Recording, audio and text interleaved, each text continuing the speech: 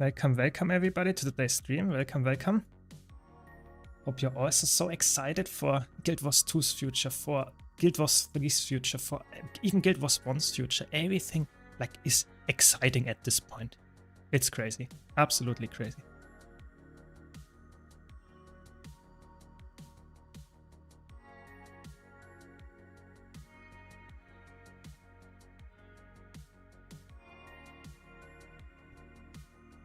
Give me a second to set everything up and we are good to go.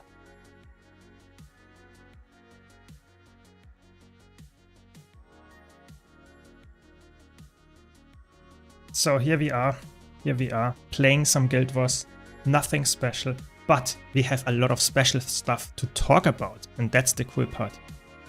That's the awesome part. So what am I actually, which build am I on? Just checking, okay.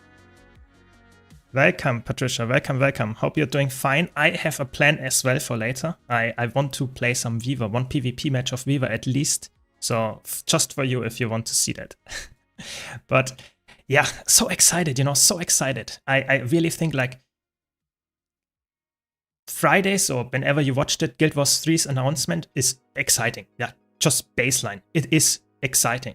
But some people had doubts about the future of Guild Wars 2. And yeah, I can understand that. But yesterday's announcement, you know, that was like, wow. That was like when people like, even the doubters are now like finally also excited about the future of the game. So yeah, I mean, I'm just, as you can see, I'm just like excited in general. So we will talk the whole stream probably about this topic. So yeah, I guess enjoy the ride and let me know your opinion. That's very important to me as well. What's going on? What do you think? Yeah, I'm so fired up for sure. I'm like really hyped about it. I'm like, the funny part is we didn't get anything new in Guild Wars 2, obviously. It was just an announcement. But I still have like at this point now, again, some kind of like energy to do stuff that I normally just did not really care too much about doing anymore. So it's like, yeah, it gave me some energy to play stuff that I normally like just didn't play that much. Yeah, again, it's crazy. It really is. I appreciate this communication from them a lot, coming from WoW. Blizzard won't tell us when the next patch or anything is coming up. Yeah, I think it's really nice to have a company being very transparent about it. And I think it's also extremely good that they are transparent about saying, okay, we continue developing all 3 games, even though it is not common in the like industry to do so. We want that for our players. And I think that's awesome that they actually acknowledge that, because they know that might not be, for example, developing Guild Wars 1 or maybe even Guild Wars 2 if Guild Wars 3 is out, might not be the absolute craziest financial move. Maybe you can just say, yeah, Guild Wars 1 is not as impactful as just putting more Guild Wars 3 content out in the future. But they don't care. They say it's important to keep our players actually engaged in our games and have fun playing them. I think that's such a good move. I really think so. Yeah. Very good. You're pumped up as well. That's awesome, awesome, awesome. Hope everybody is here and pumped up. That is great to hear. That is great to hear. I'm playing some Alacrity heal DPS hybrid Paragon, so if you're wondering. And yeah, just having some fun and talking about that. So if you have any questions about the game, about the announcement, whatever, let me know. And we will talk about it. Yeah. The new World vs. World makes me think 3 won't have any PvP at all. All of that will be in Guild Wars 1. Guild Wars 2 rather. Yeah. I think that is like, I mentioned it yesterday before they announced Guild Wars 2's, so to say, future. I'm with you there. I think like if you focus on like PvE, it makes sense that it is a different game and that the Guild Wars 2 is, so to say, taking the spot of the PvP game. Yes, that might be a surprise to some of the people. You know, some people think like, what, Guild Wars 2's PvP and like especially structured PvP is like pretty unpopular already. But I think that is the whole reason that like Guild Wars 2 is a different game. You know, you don't want to make a clone that has exactly the same game modes, exactly the same things. And especially if they already tell us Guild Wars 2 will receive a new World vs. World map, which is something that a lot of people ask for years at this point. I think this is something that like is pretty clear. I'm not saying it's 100%. Don't get me wrong here, but I think it's pretty clear that they actually say that is this really, not the selling point, but one of the points that makes Guild Wars 2 unique compared to Guild Wars 3 is the large-scale open world versus world PvP, and maybe even large-scale PvE. We have to see what exactly Guild Wars 3 is. We don't know yet. Maybe we'll get some news today, maybe later tomorrow, whatever. There might be some hints about that. We will get definitely some news about Guild Wars 3's like game philosophy in the next few weeks, that is for sure. But for now, I'm with you there. I think that's what the news somewhat point towards, for sure. Yeah. Got the urge to play through the entire game and story with a class I've never played before just because for the hype of the Guild Wars 3. I mean, that is really cool. I liked it a lot. I think that is such an awesome thing to just, you know, that is an announcement, and we already have this. And if they like, if it actually drops, if the Hall of Monument actually drops, I think it's actually pretty cool what ArenaNet is like doing there, because I think everyone, new players, veterans alike, I think all of us will be pretty excited to jump in and get the content done, you know. If we start in the core game, I have to be honest, like the last time I was playing in the core game, like my main account was like, I don't know, like over a decade ago. It's obviously my second account. I started the journey and played a lot in like on the second account in the core game and stuff. Oh, the stability is not enough. That's sad.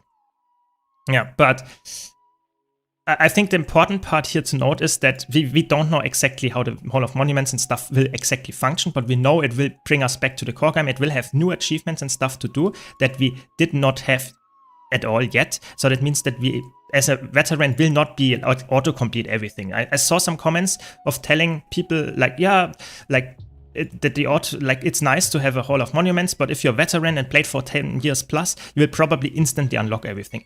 That is exactly not the goal of what they are doing. So I'm pretty hyped about that as well. So we have some stuff to do for the next year, and I think that's great. Yeah. Hope Guild Wars 3 has well-supported PvP. I'm not sure. Like I said, it's not necessarily very likely because they have not teased anything, and they are focusing on world versus world, and I guess maybe even PvP in Guild Wars 2 in the future. So we have to see. Maybe it has some small-scale PvP. That could be there. But like I said, world versus world seems rather unlikely at this point. Yeah. Guild Wars sounds like there should always be PvP. Yeah, I mean, it's true. In the name, it definitely suggests that. But I think like there is not even Guild Wars necessarily in Guild Wars 2 at all. So I think it's just more like from the setting, the story, more that is the way, because that's like a historical era. And we're going back to that in Guild Wars 3. So maybe there will be some small scale like 4 versus 4 or something. I can see that one. Like in other MMOs, that's a classic game mode, not very uncommon. But at the same time, I feel like that would be, again, something that Guild Wars 2 has already, so why focus on something that we already have? Why not make something completely new? I'm a bit torn there in this regard, yeah, for sure. It also feels like really good to play Guild Wars 2, knowing that they will continue supporting it even after Guild Wars 3 releases. Yeah, I think that was the biggest like fear of a lot of people. Not necessarily me, I've always had hopes for that and like pretty like positive opinion about that, but that's exactly what a lot of people feared, that Guild Wars 2 will instantly, so to say, go in maintenance mode as soon as Guild Wars 3 comes out, which is not the case. They already told us we have Hall of Monuments coming up, and after Guild Wars 3 releases, we will even get new expansions, like just announced it yesterday. So that is awesome news, like essentially meaning that if you enjoy Guild Wars 2 and not Guild Wars 3, you can play Guild Wars 2 for the next 5, 10, 15 years to come, which is like, wow, you know, that's just like, that's what we all wanted to hear. Yeah, it's just great.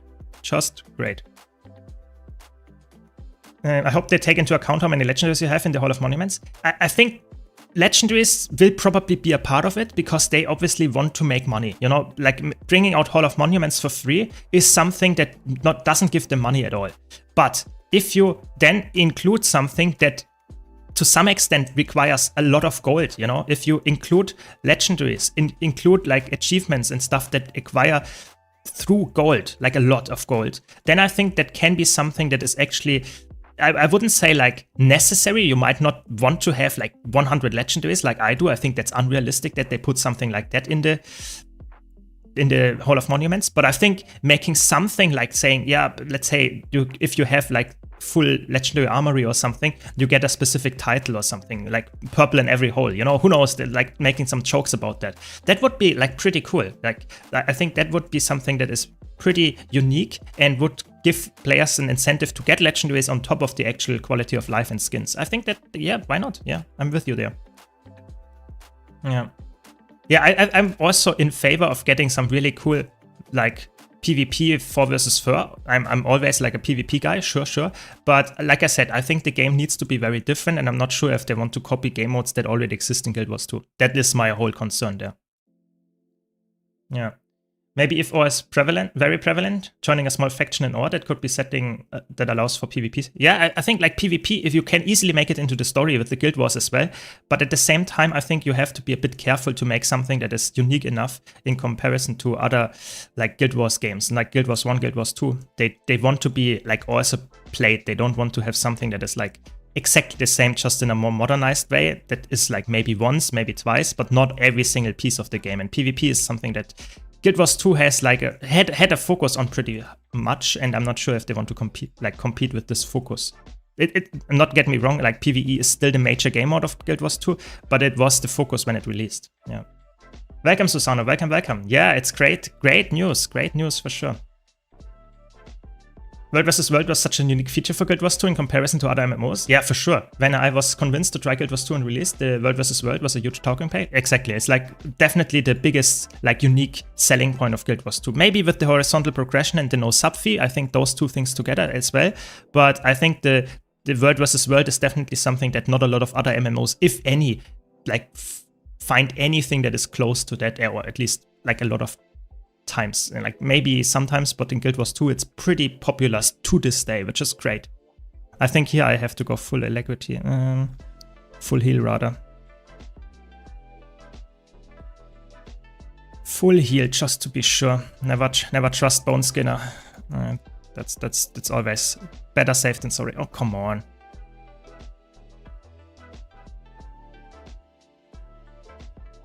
Oh, come on. That is for me like I'm actually like, you know, failing or something. That is like one thing, but like just cannot not being able to wait the ready check. I think that's just such a common like very annoying mistake or like thing to do. That is pretty sad. They're also making rendering updates for Guild Wars 2. I don't think they would do that if they don't plan to support years to come. Yeah, exactly. Like there are so many signs pointing to things that they are actually willing to put effort in, that is not having, so to say, a short-term profit gain for them, but it's a long-term investment into the health of the game, which is like exactly what people always ask for, and I think that's what we're getting. Yeah. Okay, so WoW has something that is pretty similar, I guess, then as well. Yeah. Thanks, Patricia, for pointing that out. You're saying that they will probably predict being as different as possible from Guild Wars 2? Exactly. I think I stand to this until they announce something different. I stand to that they will do Guild Wars 3 things that are pretty different to Guild Wars 2. Like, I think I still stand by all of that until they tell me something different. Like, I don't see a world where Guild Wars 3 is just an upgraded Guild Wars 2 version. Can I get it? It's so slow, the banner cast, even with quickness. You know, I tried to react in time, but it was not enough. I'm sorry, my friend. I mean, I guess it was their own mistake to stand in the pedals, but still, I could have saved them if I reacted faster. It is what it is. Yeah, I don't feel like PvP has ever really been a focus on Guild Wars 2. That is something that you might say, I don't know since when you play, but when the game launched, especially even in beta, PvP was like the end game. There was no end game in PvE. Like PvP was the end game. That's what I meant. Yeah. So that you played either World vs. World or you played PvP, structured PvP. There was not like dungeons were like not level 80 content except Ara. That was like pretty crazy. Back then it's like really PvP was the focus of Guild Wars 2. I'm not saying that is a good or a bad thing. I'm just like stating the facts there. And they completely shifted their focus with Heart of Thorns specifically with like raids and all that stuff. But yeah, I would definitely say that this is like a mistake that they, or mistake, like a decision they will not repeat with Guild Wars 3. That is like pretty sure. Yeah. Just wanted to like point that here out. Yeah. Syrma, do you have the Twitch drops? Yes, Twitch drops are going on pretty much every Guild Wars 2 streamers like stream right now. So until I think Tuesday. So you can join my stream on Twitch and you get some nice loot. And it's actually pretty unique one. We get a like it after 8 hours, you get a t-shirt that is like a Guild Wars 3 logo on there or something in the game. And that is pretty cool. Like obviously, oh my god, let's banner them up. Boom. Three people banner. I take that. That is value. It's always so satisfying, you know. It's like the PvP lord in me likes to banner multiple people. Very good. It's timed and instance and not always running like World vs. World. Ah, okay, so it's not like exactly like it. Because I think that's one of the really nice things about World vs. World in Guild Wars 2 is that you can join at any experience level, anytime, and you probably have some action going on. And I think that is pretty cool. Like this is like this casual open world PvP. I think that is a very good selling point in that regard. For me at least, I can see why a lot of people play that. Yeah. Beta PvP was one of my favorite experiences in the game. Yeah, it was like the beta of Guild Wars 2 was that a lot of people played PvP and a lot of people said, holy moly, this is maybe the best PvP game ever, or like MMO at least, because it is so like dynamic and it had a lot of mechanics that were like obnoxious, don't get me wrong, it was not completely full fleshed out yet, but a lot of people enjoyed that back then. And that was like probably not a lot of people here in chat actually remember that time because it's like years at this point ago, obviously. But yeah, definitely unique. Definitely a unique point of the game. That was the wrong button. Welcome. How do you think? Should I start Guild Wars 2 or wait for 3? Also, in your opinion, will 3 be a good game? So, first of all, like 3 will be out like 2 years. 1.5 at least, 2 years until it comes out. So I would say I cannot judge if Guild Wars 3 is a good game yet, but I can tell you from the looks of it, from the ArenaNet studio, from what they tell us, it will be a good game. Like I would be extremely surprised if it would be a bad game. However, on the other hand, if you enjoy Guild Wars 2 or what you are seeing here, if you like to enjoy the journey, Guild Wars 2 is a great game to jump in right now. There are really good sales going on at the moment as well. So if you want to get the expansions, you can get like 50% off of the early expansions, which is huge. Like that is great value for like, I don't know, 50, not even $50. You get like insane value. So I think that is like awesome if you want to jump in because it's a great game and it will stay. They confirmed it yesterday in a blog post and a video. It will stay around for 5, 10, 15 years and they will complete more expansion and stuff like that even after Guild Wars 3 launches. So I would say it's a great time to jump in because they now confirmed they will have long-term support for it as well. Of course, I just want to make a little bit of self-promotion. If you want to support the channel, you can use my referral link, !buy in the Twitch chat. For no additional cost for you, you will get some nice like support to me as well. But yeah, I think that is like, I'm not biased here. I think Guild Wars 2 is really a good game and you can definitely jump in. Of course, you could argue I'm biased because I'm a content creator, but I would say if you like had asked me like 5 years ago when I was not a content creator, I would still have said it's a great game. And now it's even better because we have so many new player things, new updates to coming to the game for free essentially. It's really good, yeah. I wonder how they will convince Guild Wars 2 players playing Guild Wars 3 long term. I don't think that's their goal. Like, if someone enjoys Guild Wars 3, they will play it. If they don't enjoy it, they will not play it. They said it in yesterday's video pretty bluntly, to be honest, that they are happy if someone plays only one game of them. They don't necessarily want people to play every single piece of the game, of their games. Like, they don't necessarily want someone play Guild Wars 1, 2, and 3 at the same time. Of course, if someone does it, they are happy, but they don't necessarily want it. So I think they don't need to convince people to play 3 for long term if they don't want to. Like if they are going for different audience. I think it will be more Warframe, Destiny 2-esque, something like that. And you play more in like instances and have some kind of like more RPG focus than MMO focus. And if that's not for you long term, then that's fine. You know, that is like, I think what you have to understand there. They don't want to have necessarily all of the people in Guild Wars 3 that are playing Guild Wars 2 right now. Like, of course they would like that, but it's not their main focus. I hope that like makes sense, and I hope you can understand what I'm saying here. I'm expressing myself well enough. Yeah, I think it's totally right.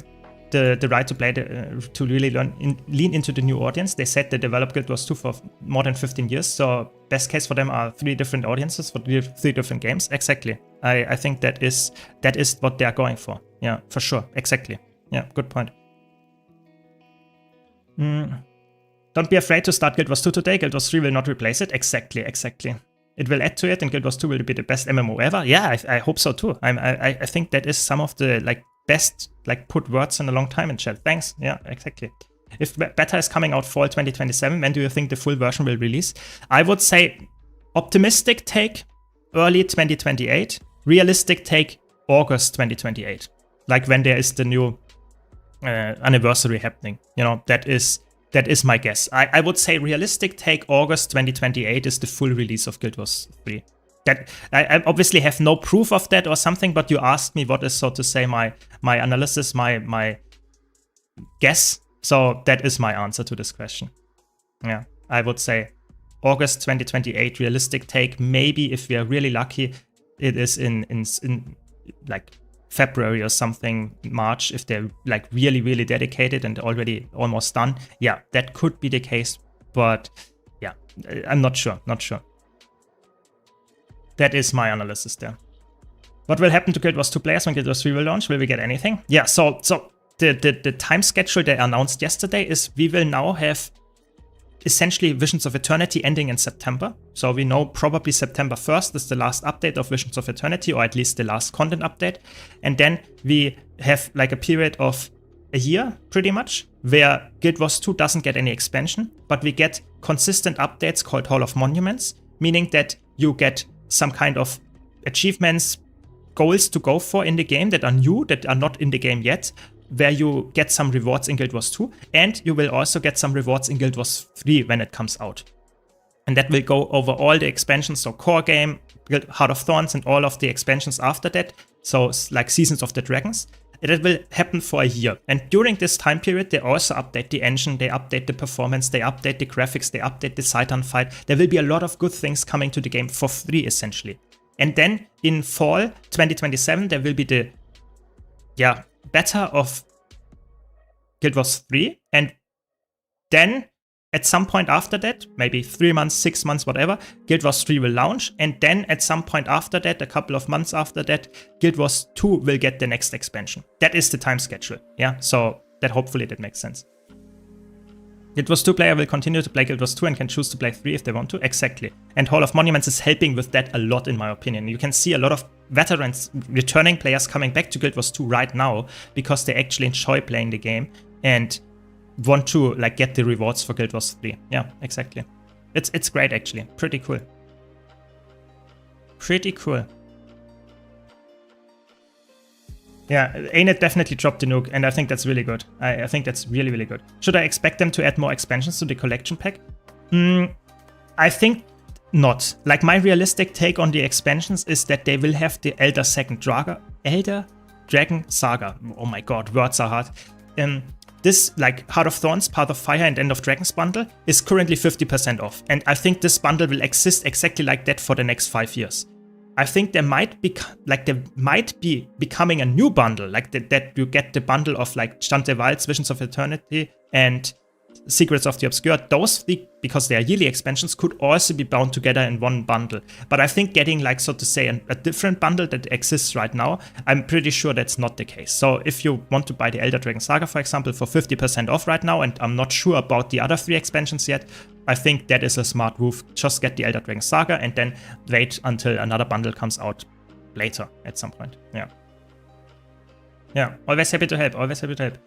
I'm going to buy Chance of Wilds and Visions of Eternity since they're on sale. Clicked on the affiliate link, but after I added the game to my card, I'm not seeing anything. Yeah, that's like, if you clicked on it, it's fine, it's working. That really, the whole part about this affiliate link is you press on it and you get to Guild Wars 2's, so to say, shop, and you just purchase it like normal. That is it. You don't have to do anything else. It's not indicated that I'm, so to say, your affiliate. That doesn't make any difference. You just go there, purchase what you want or don't, and if you clicked on the link and you do a purchase, I get, so to say, supported. That is the whole thing. So thanks for doing that if you want to support me. And sadly, there is no, so to say, feedback for you.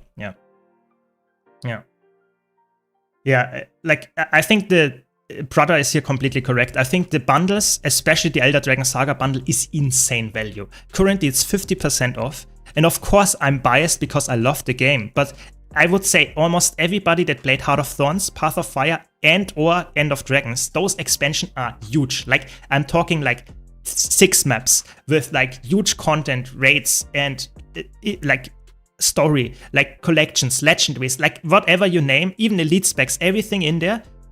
And you get 3 of them for such a cheap value. And I have to be honest, it's like thousands of hours of content that you get there. It's like there is not a lot in the gaming industry where you would say this is like less value. It's crazy. It's really worth it. Yeah.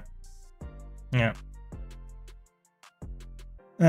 Don't forget that the last part of Visions of Eternity will bring a new legendary weapon for us and work while we wait for more content. Yeah, I think my big hope is that last weapon is something that I'm talking like a lot of players actually want. So it should be really like looking really well, like really cool. And at the same time, I also hope that it's something that is like not only currently, for example, Stellar Radiance is a pretty big like grind, or not necessarily grind. It's more like a big sink. You have a bit of karma, quite a bit of karma. You need research nodes and gold, and essentially the third map, Eternity's Garden. That's pretty much it. I hope that the last legendary weapon, or the weapon that we get with Visions of Eternity, is something that combines all of Visions of Eternity, maybe even some parts of the core game, so that it's like something that brings back, revitalizes content that we didn't play that much in the last few months. And I think that would be awesome if a lot of people would go back to that, because the weapon looks so great. And my guess is it's a sword. I put it out there. I think it's a sword, because swords can be used by all classes if you have all the expansions. And at the same time, sword is a very unique weapon, and you can put it in offhand, main hand, whatever you like. And we don't have that many swords yet. We have a lot of spears now. We have a lot of great swords compared to the other weapons, but swords we don't have more than the others. So that is my opinion there. Yeah. So I'm not sure how Steam works. I'm pretty sure someone here in chat might know exactly how it works with Steam, but I think Steam is typically working a little bit different when it comes to that. Yeah. I hope it's something like the amulet. I think that's more like for the... I'm pretty sure this is more for the Hall of Monuments, how this amulet works. I think the sword is probably more like a collection. I think it could be like, for example, Nevermore, or like one of the older...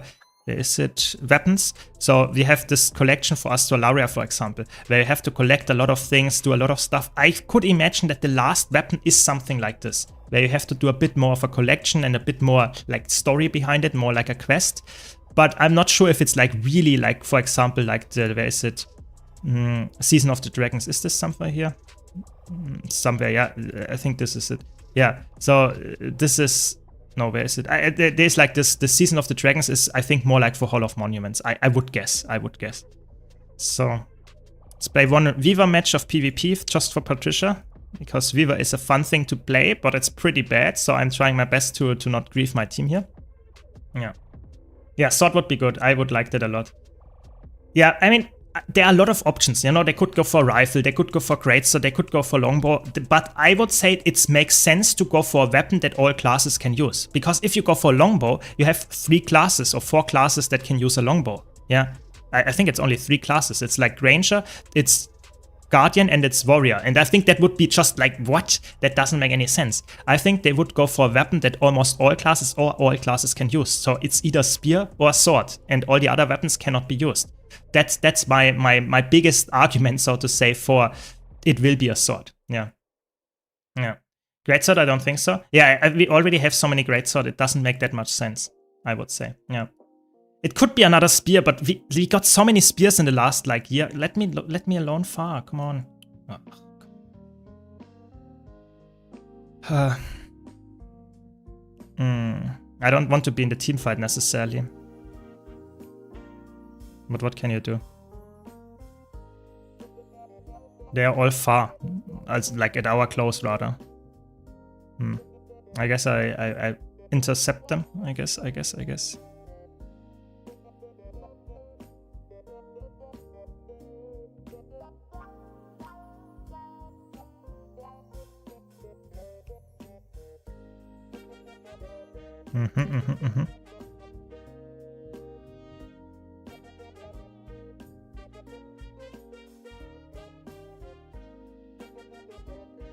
Wow. I have to concentrate a bit here because obviously Viva has a lot of buttons to press. I have to concentrate a bit more here. But I think we can win this. I really hate that this like your elite skill is blindable. I think that is like one of the worst things to get done, you know. You play pretty well. You get your elite skill up, and then you get blinded while casting it. Oh my god, feels so bad. Feels so bad. So...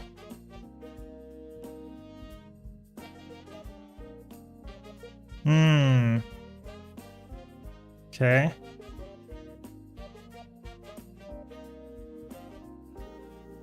Okay, we got that.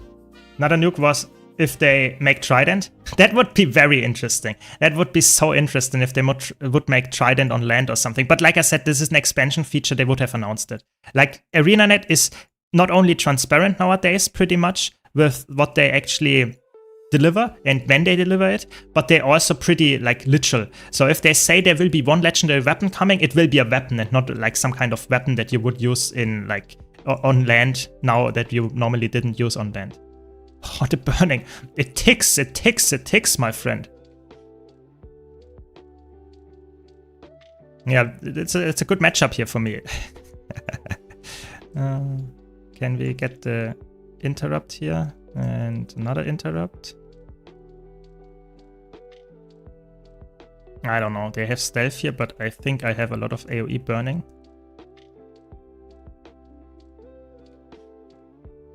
They got the cliff. That's not good, but it's fine. I think we can survive here. Well, we need something that can counter Ankara. Maybe. It could be in the story. I'm not that much into the story, so maybe it could be like a sword that can counter Akora, but I'm not sure. Like, they could find something, I would say, that fits the story. Oh my god. That was a lot of damage. I should die before this guy dies. Very good.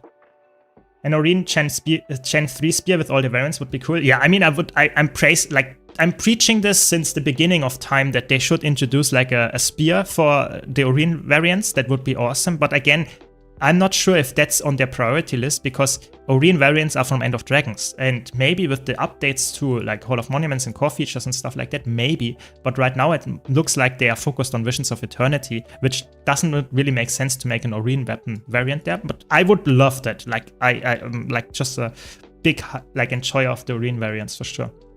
Yeah. Looking forward to the Hall of Monuments 2.0. Yeah, me too. Thanks, Pariah, for the Prime. Really appreciate it. Thanks for the support. 2 months already. Good. Yeah. A sword can cut Ankara. Yeah, maybe you're right there. I'm not sure. Like, I'm not into the story much if there is already something like that existing. Yeah.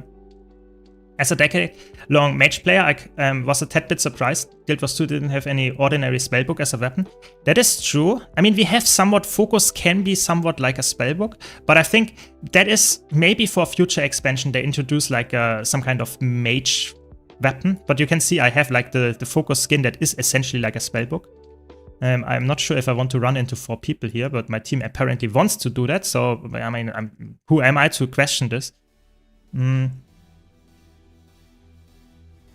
Okay, yeah, I mean, that's what you get if you...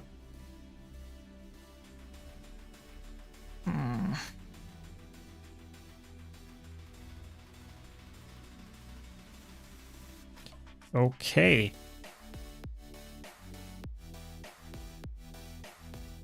That is a lot of damage.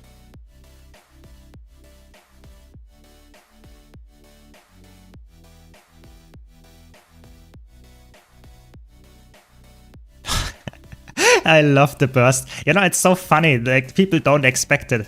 People don't expect the Weaver damage. It's really fun. I don't know. There are so many people here.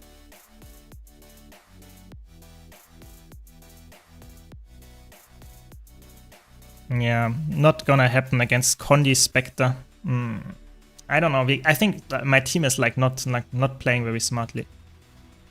They should not rush into like them all the time, but I'm also like not playing smartly because of that. They infect me. That's not good. Yeah. Thanks, Muffin Bear, for the kind words. Muffin Baker, really appreciate it. Nice, they got a kill even. If maybe I get the rally, maybe, probably not. Oh my god, 1%. 1%. Oh my god, that's painful. Yeah. Why not playing push? I wanted to play some Weaver. You know, I wanted to show Patricia some more Weaver gameplay, and if you play push and you play Weaver, then you are grieving even more than playing in normal Conquest. Like, Weaver is a fun class. It's really good to play if you are good, but it's like nowhere as competitive as the other meta build classes. Yeah, sadly. Yeah. What do you think is the best core class? I mean, do you mean the most flexible one? The most, like, the best is a very open-minded, like, question, so to say. I would say if you're only talking about what is the best class, oh my god, that's a bit painful. Like the interrupts the more and stuff. Oh my god.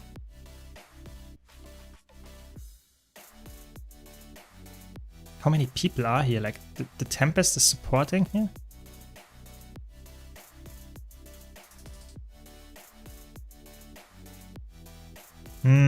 Have to concentrate.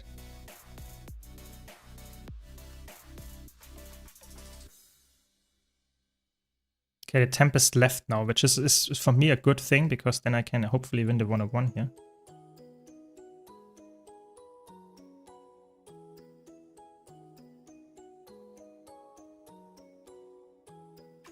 Yeah, I think this is now a 101 that I've won. Take that.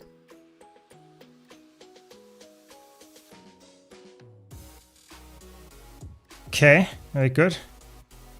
Should be fine. I can let them bleed here. Oh my god, they actually overtook us. Yeah. The best core class is either like Guardian, I would say. But if you want, like, the thing is, like, if you're talking about the kit of a class, then I think Guardian and Mesmer are the best. But if you're talking about playing the actual core class without any lead specs, I would probably say it's like... maybe Warrior?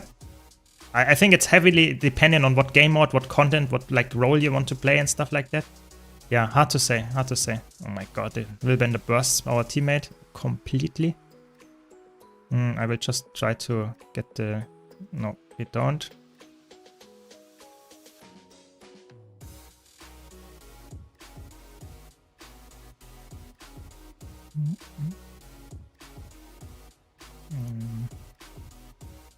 Nah, I have to run away.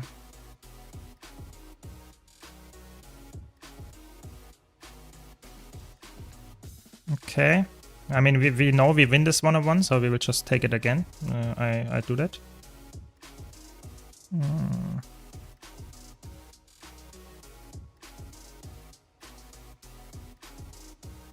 CC chaining?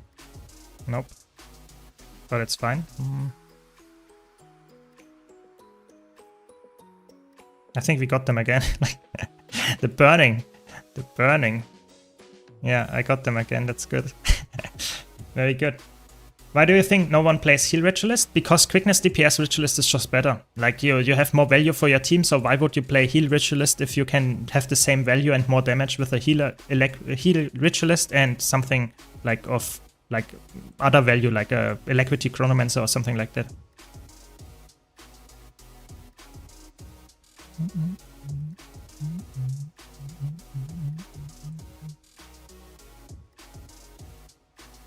Oh, he used the Condi cleanse. Oh, they used the Condi cleanse. That is not good for them.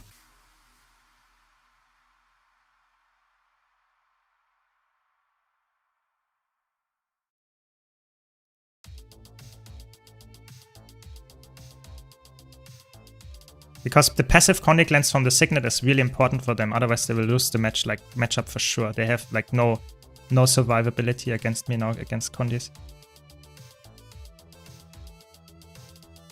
Yeah. Very good. We won. I take it. Oh, I mean, pretty much won. If it's too good to be true, then it's fake. They will focus on Guild Wars 3. They just want a spare just in case Guild Wars 3 phase. I mean, that is a very pessimistic and negative take. I think that's pretty not what is going to happen. It's just a completely different game, and they want to have different audiences. That's the truth to it. If you are pessimistic, you can think like that, but I think it's unrealistic that this is the case. Oh, nice. They teleport to me. Nice, we got them. Now next one here. Yeah, that was... At some point this match was a bit close, but we actually... We made it. We survived. We were strong enough to overcome the issues that my team had in the beginning, and I had as well, of course. As I'm a part of the team. Very good. Yeah, that is a bit annoying here, but...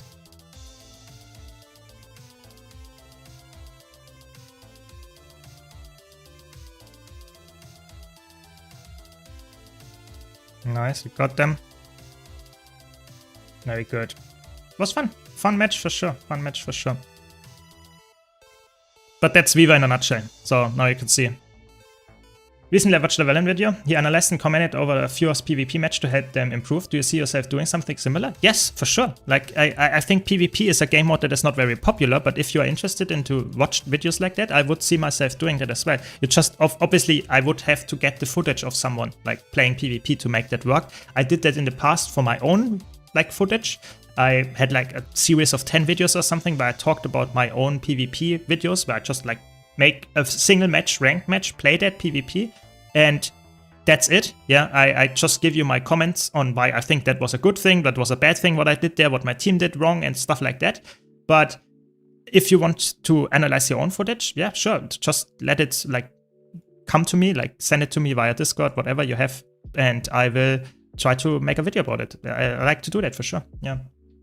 Do you know if Meta Battle is properly updated with Visions of Eternity builds? Yes.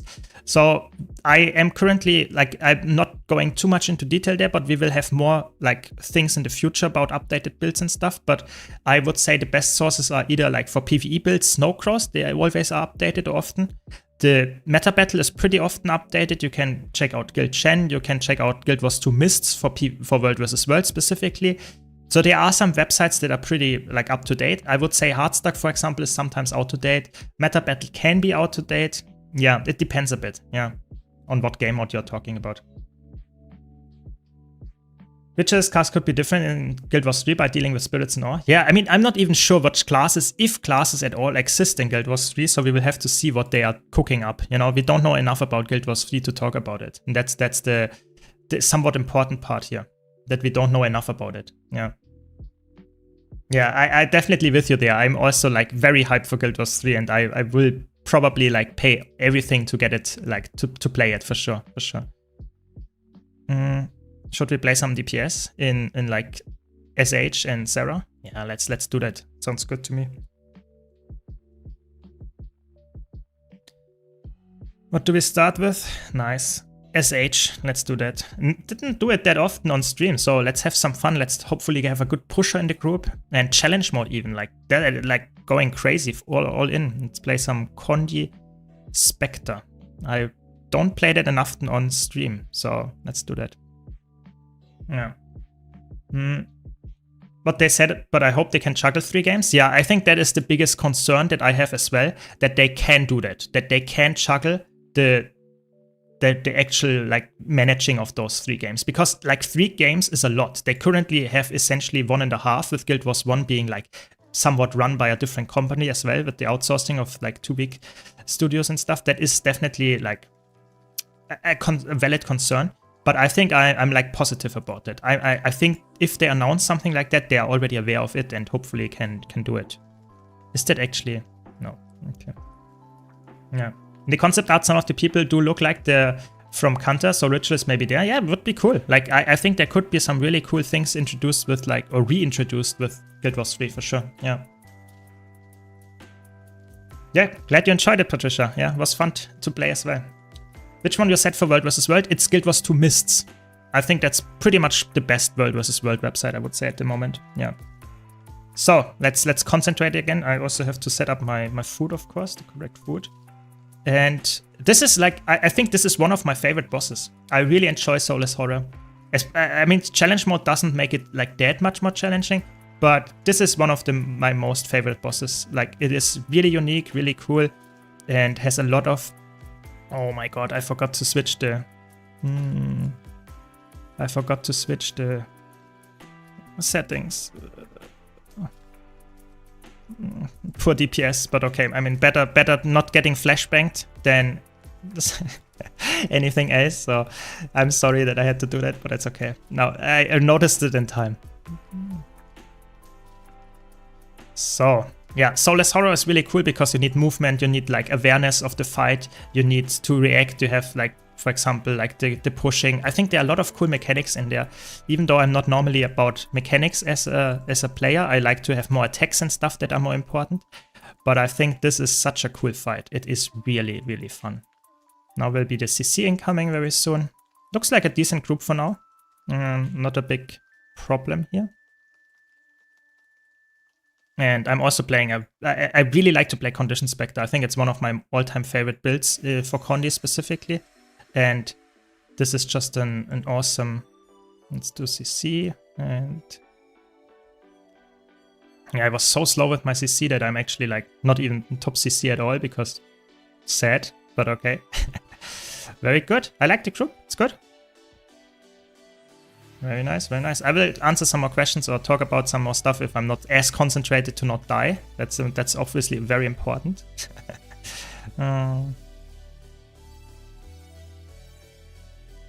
So far, so good. What? How did I die there? Was probably like an explosion of the golem or something. That's fine, that's fine. We got the rest. That's why you play Thief here. You can teleport out of the walls. And we have another CC incoming very soon, so focus on that.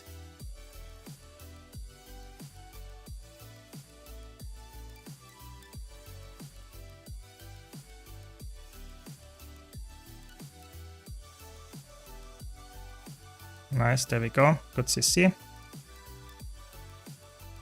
Very good. I like it. That's what I meant, you know, like sometimes you have really good groups in dailies, sometimes you don't have good groups, you know. That is now, I would say, a pretty good group. And we had way worse groups sometimes in stream before. Like, yeah, I had some off streams where I gathered footage. I'm not joking, like I had the streams, or not streams, like some footage gathering for like low intensity builds where I played low intensity builds that essentially pressed one button and I was top DPS. Like, what? That is not because I'm such a god gamer, it's just because you have like very, very different skill levels sometimes in like puck groups and stuff. It's pretty crazy. Pretty crazy. So there we go. Good job, was nice. So, welcome Ash Black, welcome, welcome.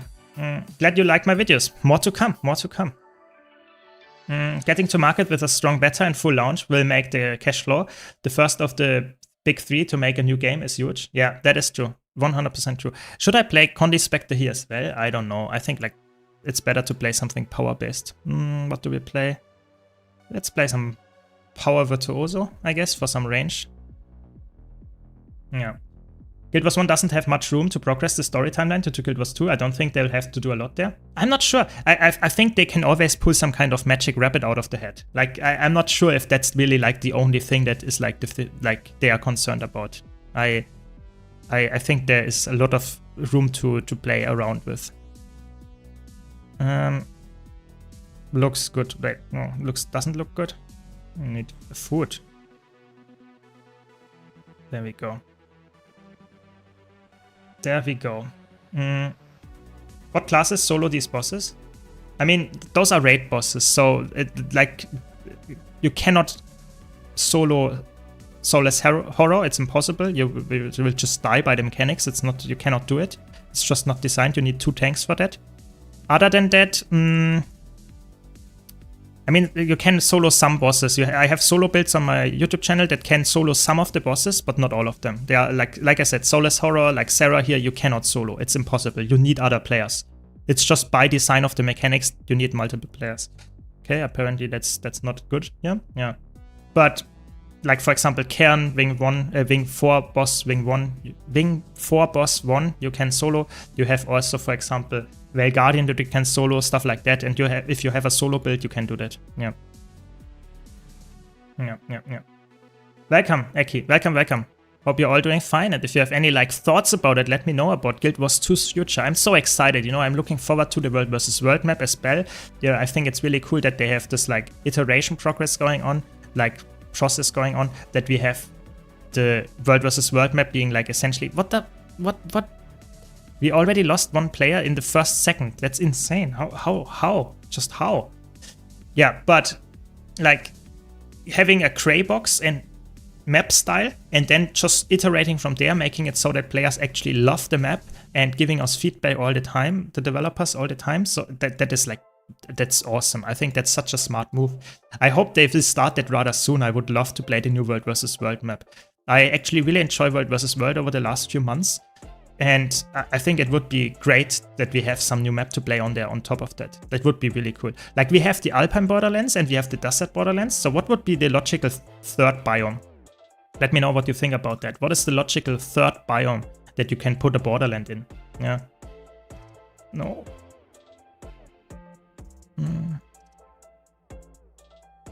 I don't know. Maybe jungle? Water? Wait, what I'm doing? I shouldn't read chat while pushing. Sorry, group. Now we focus. Okay. Yeah, I think it could be water. I'm not sure. Water is troll to some extent because you don't want to have obviously like a underwater map or something, but it could be like, I mean, on desert has some jungle in there as well. What could it be? Like, I'm not sure. I'm not sure. What do you think? Kanta? Yeah, it could be a Kanta map. Sure. Yeah. Skyscale borderland? I hope not. I hope not. I don't think we need more mounts in World vs. World. I think that's not a smart move. Getting attention as a World vs. World player, it's weird. I'm happy but confused. Yeah, that is true. I mean, what are your thoughts? You know, what do you think? What is a good like map biome? I mean, it doesn't really matter for World vs. World player, I think, but it could be nice to have it, you know. So now let's focus. You know, I want to not grieve my group here by like reading chat while shooting like I don't know, some projectiles in the wrong direction. So let's focus up here.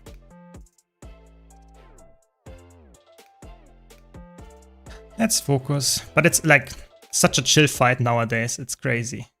It really is. I would love to see a counter-style Borderlands. Yeah, I'm not exactly sure how that would look in the end, but I am actually like, I like that idea. I like that idea. Nice, we got it. The first phase is done. Now the hardest part, the gliding part. Hopefully no one dies. Hopefully it's not me. That's more important. Tundra biome? That would be really interesting. But I mean, Tundra, isn't that somewhat close to like the Alpine Borderlands? Like from the, like, I know it's a different biome, I know. But from the fantasy, isn't that close? Wouldn't make something like a beach or something make more sense? Something that has water, like not like deep water, but like you have some sand there and something. Like not desert, but like tropical. Maybe it's a tropical like beach with a like, I don't know. I don't know. It's really hard, you know. Normally you can always say red, blue, green. It's easy to say there are 3 colors that you can, or yellow as well. Then you have 4 colors for Borderlands. But what exactly the biomes are that fit together, I'm not sure. I have no clue. It's very, very interesting to think about that, in my opinion. Yeah. Maybe, oh, that is actually, like, I'm not joking. That is like probably the best solution there. Like just make an ore themed map. That is actually, I like that idea. That is fitting to like Guild Wars 3 being the next game. I think that would be cool. I would like that. I would like that a lot. I mean, some people would not like the color scheme then because ore is very like dark and very grayish. But I know, I think that would be awesome. I would like that. I really like that idea. Yeah. Yeah. Crangled Chaos Fractal style? Maybe, but I'm not sure if people would like that though. You know, it's like Alpine Borderlands, Desert Borderlands, they all have, so to say, like a little bit of a theme going on, and then you have like this theme of not having a theme. I'm not sure if people would love that, but I don't know. I'm up for everything, to be honest. I just want to have some exciting new map that is well designed and like iterated upon. I think that's cool. So looking forward to that, and I think it will.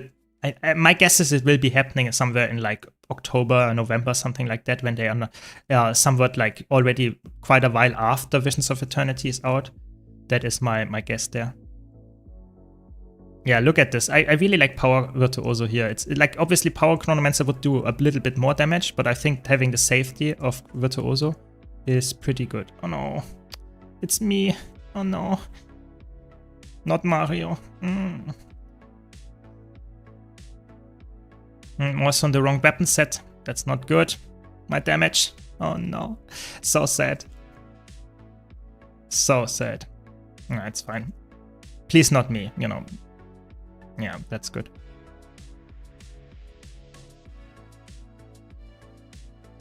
Very good. Very clean. Very clean. Very clean. Or pre-Guild Wars 2. Yeah, I mean, it could be exactly like during the Guild Wars, you know? That could be it. Yeah, exactly. Kick W. It could be like pre-Guild Wars 1 even, or and you fighting the Guild Wars. That would be very interesting to have as a map in like the Mists. You know, it's after all the Mist Wars, you know, it could be some kind of like story that is like predating Guild Wars 2. Why not? Yeah. Why not? Welcome, myself, Gary. Welcome. A Mordrim or theme map would be cool. Yeah, I mean, Mordrim could be like in there, for sure. I would like that as well.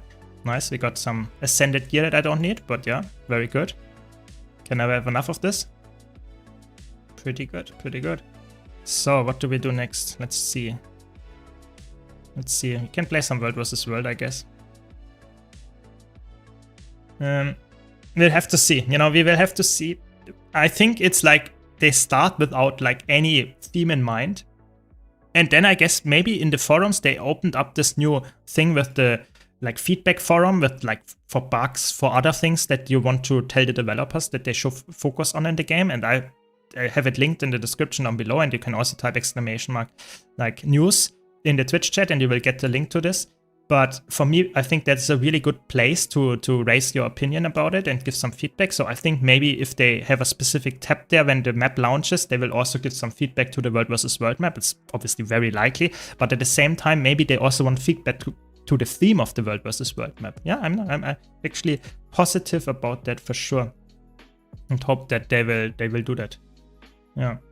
Do you think we will meet the gods in Guild Wars 3? Yeah, I'm pretty sure we will have interactions with them. I would be very surprised if that is not the case. Like, it is very focused on the gods, on the all, like, civilization, on the spirits there. I think I would be very surprised if we didn't meet the gods there. And we will probably, Colin teased it a bit in yesterday's video. I think they will give us some story lore background of Guild Wars 3 either today or tomorrow. I think that is what Colin... I obviously don't have any proof of that, but it sounded like in the video you will get something very, very soon, which sounds for me like they already have something prepared to drop in the next couple of days before the podcast or stuff that they have with Colin and Josh. So I'm looking forward to that. As a new player, how do I know when the Wizard's World Complete is reset? So you can go to the Wizard's World tab, and then you see here the number here, 15 hours, means that in 15 hours the daily will reset. In 22 hours the weekly will reset, and the special tab will reset in 86 days. So you have a lot of time left until the full reset is happening, and until then you have the whole rewards that are either like purchased by you or you still can purchase them. That's how it works. That's why you can look it up in the special tab. Yes. Yes. Thanks, Patricia, for also mentioning it. When the season ends, look on the special tab. Exactly. We have so many nice people here in chat. I like it. Very good. Need more Doom content in Guild Wars 3? Yeah, I think in general the gods are not very prominent in Guild Wars 2. So I think it would be nice to have more content that is focusing around the human gods and the story behind them, because it's a very interesting concept. It's not like the normal gods that you like imagine from like Zeus and like, I don't know, Aphrodite and stuff like that in like the normal like Greek like philosophies or like stuff like that. It's completely different. The gods are essentially, sorry to spoil you, they're essentially humans that have ascended to a level of like way higher beings, you know. I think Cormier was a human once, so it's like insane storytelling in that regard. It's like just very mighty beings, and I think that is very, very cool if you could explore that deeper, because in Guild Wars 2 we don't have that much, and I think I'm not a lore guy, but I think if Guild Wars 3 does some magic, maybe I'm actually into that, you know, who knows. Yeah. Can Sylvari be there? I think not. I think Sylvaris are pretty, like, they are born shortly before Guild Wars 2, so I think it will not be likely that they will be there 1,000 years in the past. Like, very unlikely. Yeah. I think we know it will be Asura probably, and it will be humans and maybe Norn and Kodan. I think the races will probably not include Char or Asura, Char or Sylvari. That is my assessment for now. Yeah. If I buy the Legendary Weapon Starter Kit set 1, can I buy another one when it refreshes? Yes. That is how it works. I have sometimes I have multiple of those starter kits lying in the bank. Yeah. You can buy all of them all the time when they come up. There are like two, we are already like at the second rotation, and before that we had like 10 different ones. So yeah, we had like essentially 11 or 12 already of them. So you could have stockpiled all of them. Yes. Yeah. What is the book in your hand? Is it a Blackline skin? No, it's a legendary. It is a legendary. It's called Binding of Ippos. I can show you in a second after I killed those guards here. It's a really cool skin. I think it's very fitting to a mage or something. It looks very fancy and very unique, and I love it. I think it's one of the coolest Generation 2 weapons out there. It's one of the more expensive legendaries. You cannot buy it from the trading post. You have to craft it yourself, and it costs essentially like 2.5k gold or something. So it's very expensive for a legendary weapon nowadays, but it's also looking great. So let me show you. Yeah, that's how it looks, and it's called the Binding of Ippos. Yeah. Very cool legendary. Very cool legendary. Yeah. Guild Wars without char is a car without any wheels. Yeah, I mean, I'm with you there. I think it's it's obviously not confirmed. Like, don't take that the wrong way. It's not confirmed that we have like ArenaNet like telling us those races exist and this is what is happening. But from the trailer, it looks like there are Kodans there. It looks like we have some furry Asura, and it looks like we have humans. Yeah, those three are confirmed. What if there will be Norn? If there will be Char? It's not clear. And you know, maybe there are some other races. Who knows? You know, like people always wanted to play a Quaggan or like a Lagos or something. I don't think it will be the case, but who knows? You know, we have not any confirmation about that. Yeah.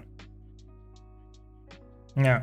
And it's not really hard to make Binding of Ippos. It's more like it's a gold thing, and it's really annoying to craft because you have to stand at the crafting table quite a while, but you cannot buy it from the trading post. So it's a unique legendary in that regard. You know, their Generation 2 legendaries are pretty unique because you cannot get them from the trading post. Yeah.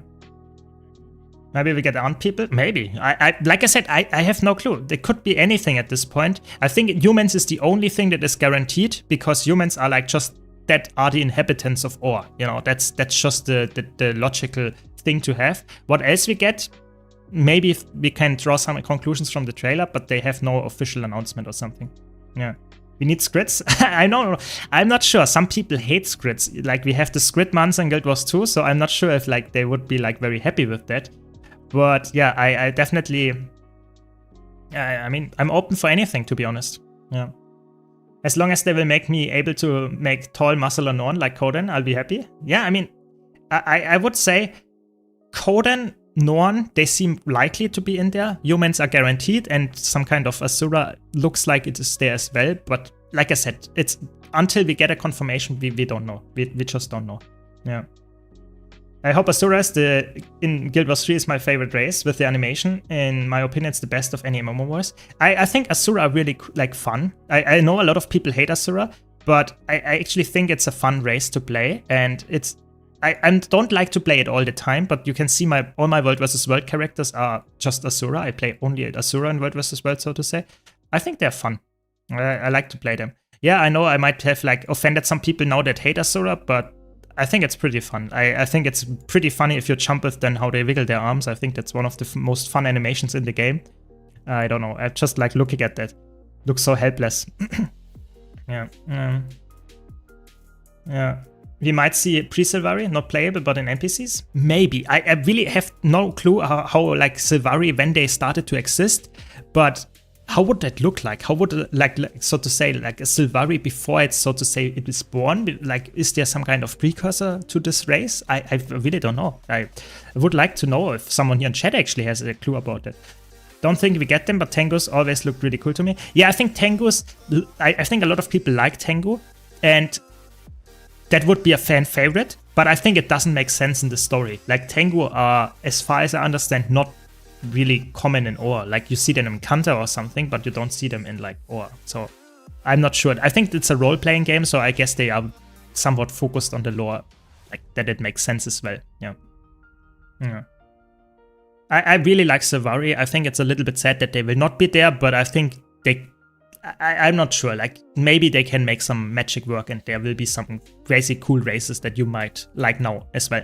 You know, don't judge it before it's out. Yeah. Yeah, the dodge backflip is really funny. Like it is like dodging with Asura or like jumping in it is pretty like it looks really unique. You know, human dodges are like boring. It's just like a roll, but this is like a backflip. I don't know. It's funny. You know, if you imagine they are jumping as high as they like are just tall, it's really funny to me as well. Yeah, I agree. Seed people, yeah, exactly. It's like it's a walking seed. Maybe. No, I'm joking. Not seeing that at all. But who knows? What are your thoughts on the new World vs. World map? What kind of theme do you think it will be? I think we had it earlier in chat and people said actually it could be an ore map. It could be ore themed. But I think they will start as a gray box and you don't have any theme on there, and then they might actually ask people what is, so to say, your preferred like theme, and we can go in that direction, like some kind of community voting. That could be there. I'm not sure yet. Like they will probably tell us. It could be ore just because of like people getting hyped up for the like Guild Wars 3 release, but yeah, could be anything to be honest. We had people earlier saying it could be a counter like themed map. That is for me also like realistic. That is something that we don't have. Could be a beach map or something like that. Who knows? Who knows? I like for people that get their hopes up with some underwater content, I don't see that happening.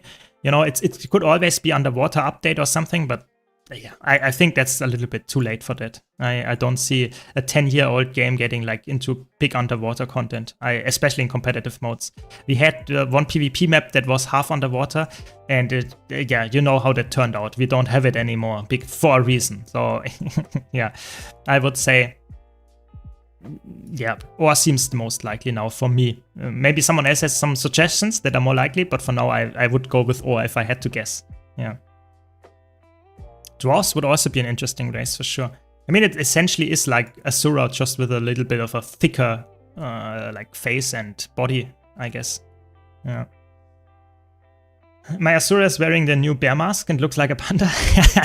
That's good, I can imagine. That's a nice one, yeah. That's a nice one. Yeah, I mean, like, I think fashion is all, like, Guild Wars 2 is all about fashion, and I think if they do it correctly, I think Guild Wars 3 will also have a lot of, like, fashion focus.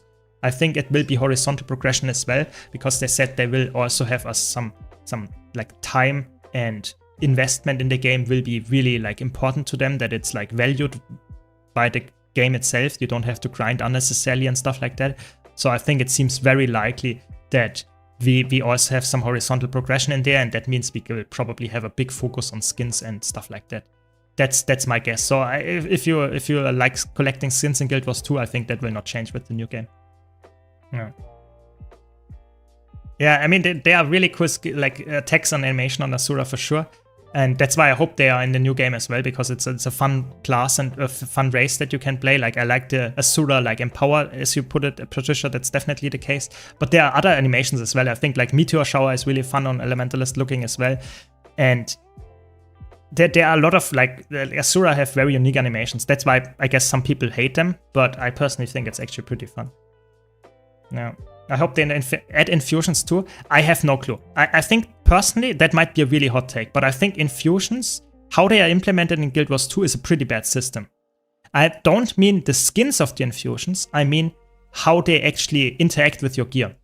I think you should have a separate category, so to say, for infusions being focused on just the aesthetics, and the actual, like, upgrades to your just gear and stats should be completely separate.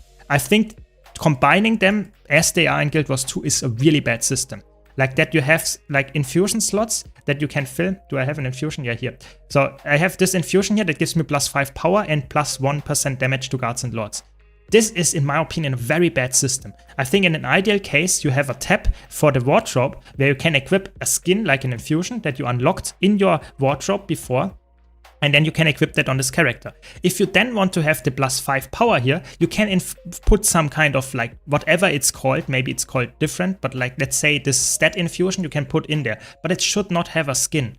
That is, in my opinion, like how it should be done, and I hope they will, if they introduce something like this, cosmetic auras or whatever, I hope they do that in like Guild Wars 3 in a completely different way, and like completely separate stats from looks. I think I don't like to have an infusion that I have to equip to get the stats at the same time as having looks. I think that is just not a healthy system, and I think that would be one of the best updates for core Guild Wars 2 update as well. I'm not sure if they will do that, but I think that is like, I'm hoping for that for the game as well. Yeah. Yeah, exactly. Account-bound infusions. That, let's imagine I'm buying a Chuck infusion. Yeah. Let's imagine I'm buying a Chuck infusion and it costs like 5 to 6k to 7k gold. Yeah. I'm buying, let's say, the power damage infusion. Yeah. The power damage infusion that I buy here. Oh, wait, we have a 101.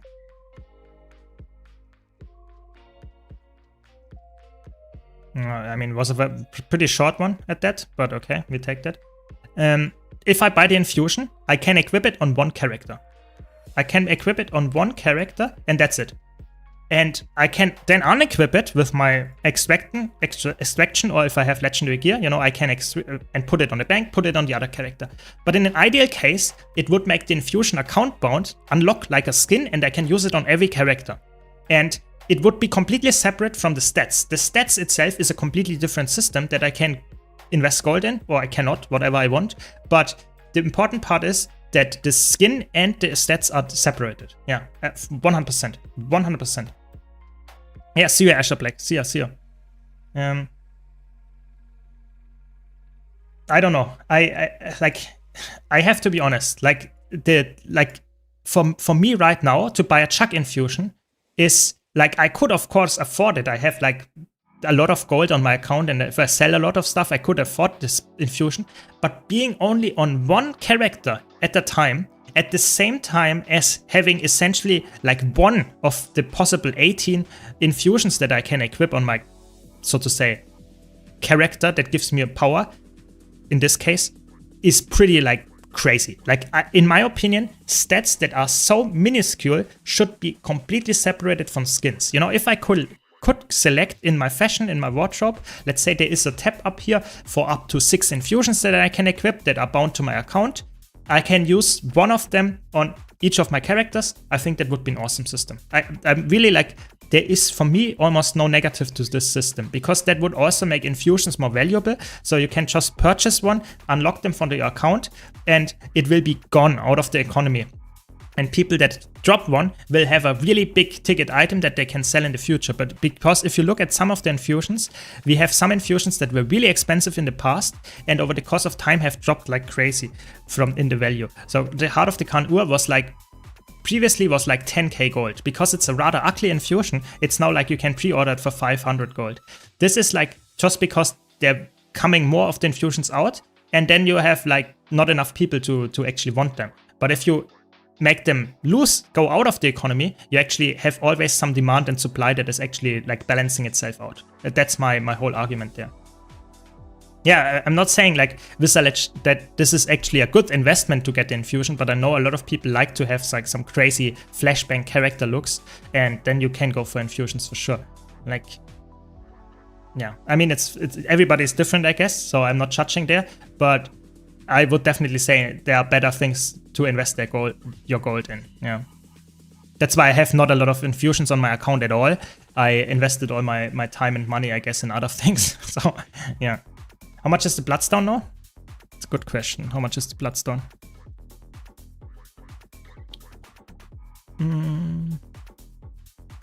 Yeah, 1k gold. Like 700 to 1k gold. I think this is...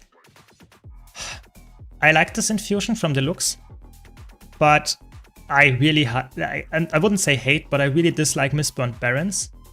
And you can also like drop it, of course, from like the challenge mode bosses in Mount Bellier, so that's pretty cool. But it is a pretty rare infusion, so I will probably not get it ever, because I never got any infusion. But I think that is, yeah, you can see that with a lot of infusions, they like go down. I'm not even like, how is it called? The Seer's Transcendence. The infusion from the newest map, the latest map. That was when it launched, was like 9k gold, something like that. And now it's at 4.5k. So I think a lot of people like this one. That's why you see that like the drop rates and the supply and demand are balancing itself to somewhat like 4.5 to 5.8k, 6k, something like that. So this is a rather like, it is a new infusion, sure, but it's also like pretty popular to farm for the new Stellar Radiance accessory. So I think this is something that is a more popular one. It's like more expensive than the Chuck infusion for the most part. So yeah, pretty popular, I guess. Yeah, it's pretty cheap. But I guess it's going down the Bloodstone Infusion, I guess, in this card. Do you expect Legendaries to be part of Hall of Monuments too?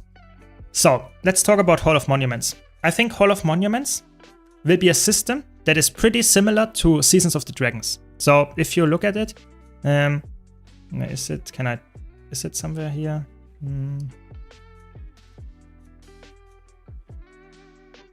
Season. Is it somewhere here? Maybe it's called different. I guess it's the Return to achievements. So Return to Pura Marches, yeah? Where you have to complete certain things, yeah? You have to complete events, you have to go back to the map and stuff like that. I think Hall of Monuments will be pretty similar to that. Let's imagine the core game gets the Hall of Monuments, and that's pretty much guaranteed to be the first, yeah? That's what they said. Yeah, so they will give us the core game with like Hall of Monuments. You have to, I don't know, redo the Sidon fight that they updated. You have to play some dungeons. You have to do that and like a certain amount of things. And at the same time, you might also get progress if you have X amount of core legendaries or something. Yeah. So that you have multiple ways to get towards this achievement. And I think you should always have some playtime, some achievements that you actually have to do. So play some of the ore maps, stuff like that. But you can also make some progress with like legendaries. I think they said there will be some legendaries in there that you should acquire or something to get the full progress as well. That's just how they balance this whole thing. And I think that makes sense. It will not only be one of them. It will not only be legendaries. It will not only be like achievements only, I think. But we have to see until they tell us. But I would be very surprised if there are no legendaries involved. And that will change. You know, the core game has a completely different Hall of Monuments than, for example, Heart of Thorns has, because Heart of Thorns has completely different structure. You might be more focused towards open world and, like, for example, doing Dragon's Stand or doing Generation 2 legendaries instead of Generation 1 legendaries. I think that makes a lot of sense there. Maybe doing some raid bosses and stuff like that. I think it's probably more like you get like an option out of 10 possible things that you can do. And from out of those 10, you have maybe to do like 8 to get the full value of the Hall of Monuments for a certain time period. So Heart of Thorns will have 10 different ones. Out of them, you have to do 8. And then you have like 10 different ones for Path of Fire. You have 10 different ones for End of Dragons, stuff like that. That is my guess there. Like I said, we have nothing confirmed. This is just my thoughts about it. Yeah. So is there a pathing model for Nexus? I am not sure. I think you just should use the Blish one. That's really good. I really like the Blish hut for that one, for the pathing. Yeah. Yeah, it will be very interesting. I think a lot of people will go and grind legendaries when Hall of Monuments come out, because some people just don't have them at all. And I think you want to have a little bit of them, I guess, for Hall of Monuments. Yeah. That's my guess there. Yeah. You can have the same packs on Nexus and Blish. That's good. Very good. Good to know. Yeah. So you can use Nexus as well. Thanks for clarifying. Very good. Cosmetic infusions should be a separate slot called Aura or something? Yeah, exactly. But I think there should be multiple Aura slots. I think people like to have multiple infusions on top of each other. So I think it would make sense to have like 6 maybe Aura slots or something, if that's possible. And the infusion should still be like a stat stick, but nothing else. I think that would be the ideal way to do it. I'm not sure if they can do it, because like I said, this is something that I have been like preaching for years at this point, and I hope they do that at some point. But if it would be an easy thing to fix, they would probably already have done it. That's my argument there.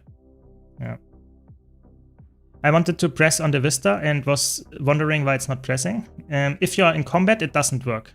But I guess you already know that, I guess, if you press F in the chat instead. That's also a reason why it should not work. I have, but I don't use, since it bugs on me all the time after updating. Yeah, Blish is like, I like Blish, and I use it, for example, for the mouse cursor here. I use it for like the pathing module and stuff, but I can understand that it's a bit annoying. Like, Blish is not the best software in terms of performance. Like, sometimes it's a bit weird with the, like, when it's like overlaying, sometimes it's like not working and you have to restart it. I think that's a bit annoying. It's just not a perfect execution that it got, but I really like the features that it has. Like, for example, I use it almost all the time to stat check how much like loot I got in World vs. World, for example, how many kills were like ranks and stuff, or how much like just the fastest way possible. The pathing module is really good. The timers module is really good. But you can nowadays you also use Nexus for that. So Nexus is pretty popular as well in that regard. Yeah. Is Power Dragon Hunter Greatsword fine for solo open world, or is Luminary that much better? So Dragon Hunter is okay. You can play like with Sekiro's Relic and be okay with it. I would say it's not the best solo class because it is just not as like, it doesn't have good boon up time. It doesn't have like crazy good sustain other than the healing skill and the Sekiro's Relic. So it's like, I would say Luminary is straight up an upgrade, but if you really like Dragon Hunter, you can definitely make it work, especially if you like a skilled Dragon Hunter player. It's definitely okay for soloing. But I think especially Willbender is like by far the best option for Guardian as a solo build. Like it is extremely strong, very easy to play, and very forgiving. Yeah, that is my analysis there.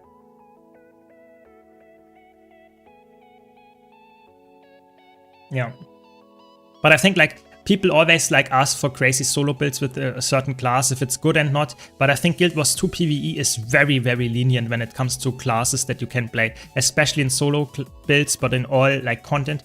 Guild Wars 2's balance for PvE is extremely open. Every class can do everything like pretty well. Of course, you cannot play a Dragon Hunter and be a quickness DPS, but you can at least fill, so to say, like the DPS slot, and it is a very valuable pick. It's a very good solo build compared to like core Guardian, or not necessarily core Guardian, but compared to other core classes. So every elite spec is pretty good in soloing and like PvE in general. So don't worry too much. If you're a big Dragon Hunter fan, it's still a good solo build. It might not be S tier, but it's definitely still worthwhile playing.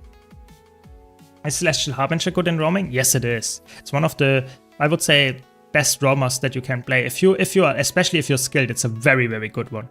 Yeah. Have they done any changes to Amalgam recently? Yes, they nerfed PvP Amalgam pretty, I wouldn't say pretty harshly, but definitely noticeably. And for a reason, I would say. So now it's more balanced. Amalgam in like PvE and World vs. World is like untouched since April. So nothing changed there. So if you're Amalgam enjoyer, pretty unchanged, except in PvP. Yeah. Why do you think they made Guild Wars 3 instead of remastering Guild Wars 2? There are two big reasons in my opinion. There are obviously way more reasons than that, but two big reasons. And the first one is Guild Wars 2 is a very old game. And I'm not talking about when it released. It released in 2012, so it's essentially like now 14 years old. It's also that the engine was essentially built pretty much at the at 2000, yeah, 2001. When ArenaNet started developing Guild Wars 1, they built the engine, and that's the engine that Guild Wars 2 is built on. So the game is very old, like at this point 25 years old engine, yeah? And they are trying to consistently update the game, and it's just getting more issues and more problems with the course of time. So for them, it's, to be very bluntly here, it's like for them easier to start anew than focusing on something and rebuilding something that is so old and so hard to, so to say, update, change stuff.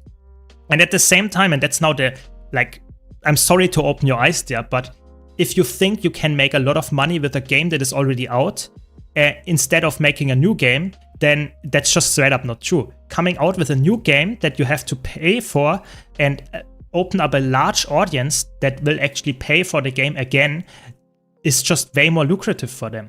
Like, way more lucrative than to remaster Guild Wars 2, 2.5, whatever you want to call it, and like don't get enough like attraction. Like, people that don't like Guild Wars 2 have never played it before and will not come back to it for a remastered version. But Guild Wars 3, that will actually attract new players that have not played it before, because that's a fresh start. That's a fresh, everyone is new and no one has experience. No one is like, has some bad image about it, hopefully. That is the two big reasons in my opinion. I'm not saying that necessarily is the only thing. There are a lot of other reasons why they decided to do that, and probably not all of them known to us in the public, but that are for me the two biggest reasons that I can see there. Yeah. It's a completely new revenue stream. Guild Wars 3 is a new opportunity for existing Guild Wars players and bringing new players to the Guild Wars franchise. Exactly. It's just like you want to have different games for different audiences. And Guild Wars 2 has a certain audience, and like casual-minded, typically more like less tryhard player audience that is more focused on open world. But why not have a different audience that is like focused on a little bit of a different gameplay style also in their franchise? And that's exactly what you said there. I think they just want to open the franchise to more players, getting more revenue in this meantime, and expanding the studio. And in the end, also making Guild Wars 2 also a better game because they can invest more of their money into Guild Wars 2 again as well. I think that is just a win-win-win situation for everybody, in my opinion. Oh, we have a mechanist here. It's a, hopefully, oh my god, it's a Condi one. Of course it's a Condi one. I mean, it's fine. I think we get the kill anyway. But Condi is scary for Fresh Air Evoker. Yeah, exactly. I think you're right there, Canadian Bacon, for sure. Yeah, and especially with the PS5 on there as well, they open up to console players, which is like, you cannot, I think it's pretty hard, otherwise they would have already done it, make a port for Guild Wars 2 to consoles, so they will want to open up to a completely new audience with the console players there on top of that. Yeah, good point, good point. I love Guild Wars 2. I just hope a lot of people will stay and play Guild Wars 2. Yeah, I think realistically, with the updates they announced, with the expansions they announced, or with the expansion promise that they will happen after Guild Wars 3 is out, I think it's very likely that a lot of players will continue to play Guild Wars 2. That's just like, I'm pretty sure that this will be the case.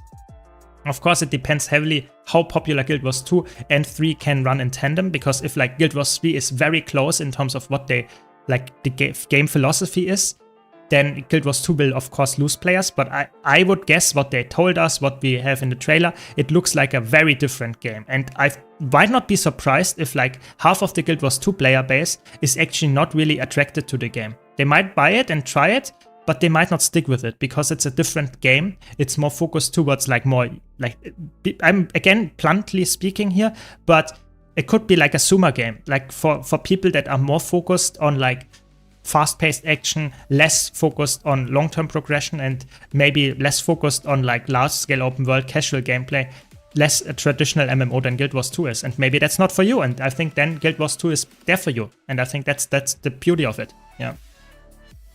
Yeah. Yeah, I hope they will do like PoE 2 and PoE 1 does. Yeah, I think something like that seems likely. Yeah, it was scary, Patricia, it was scary. They switch expansions every 3 months or something, so you can play both games and still be good. Yeah, I think obviously we wouldn't get expansions every 3 months with Guild Wars 3 and Guild Wars 2 at the same time, but I can see a world where Guild Wars 3 gets an expansion, let's say in, I don't know, February, and you get an expansion in August in Guild Wars 2. I can see that. I can see that. Of course, that is like far ahead. This is probably like 3 to 4 years out when this will happen. But I can see a world where this is the case. Because they just have different people working on the different games. And they can continuously update them. Yeah, I think that's realistic. Let's be honest, half the player base will stay on Guild Wars team since it happens in MMO sequels. Yeah, I think so too. Yeah. I think they mentioned it's gonna be very different. Yeah, I hope so. Like, the more different, the better, in my opinion. Like, I will still play it, you know, and I hope that it's a good game. That's the main thing. But I think, like, Guild Wars 2 should stand on its own, and Guild Wars 3 should stand on its own. It should be, like, a different audience that they attract. Hopefully, I like both, and you like both, but I think it's fine if not. Yeah, that's how it is. Yeah. Exactly. I will, like Patricia puts it, like I will continue playing Guild Wars 2. I will make content about Guild Wars 2 when Guild Wars 3 comes out.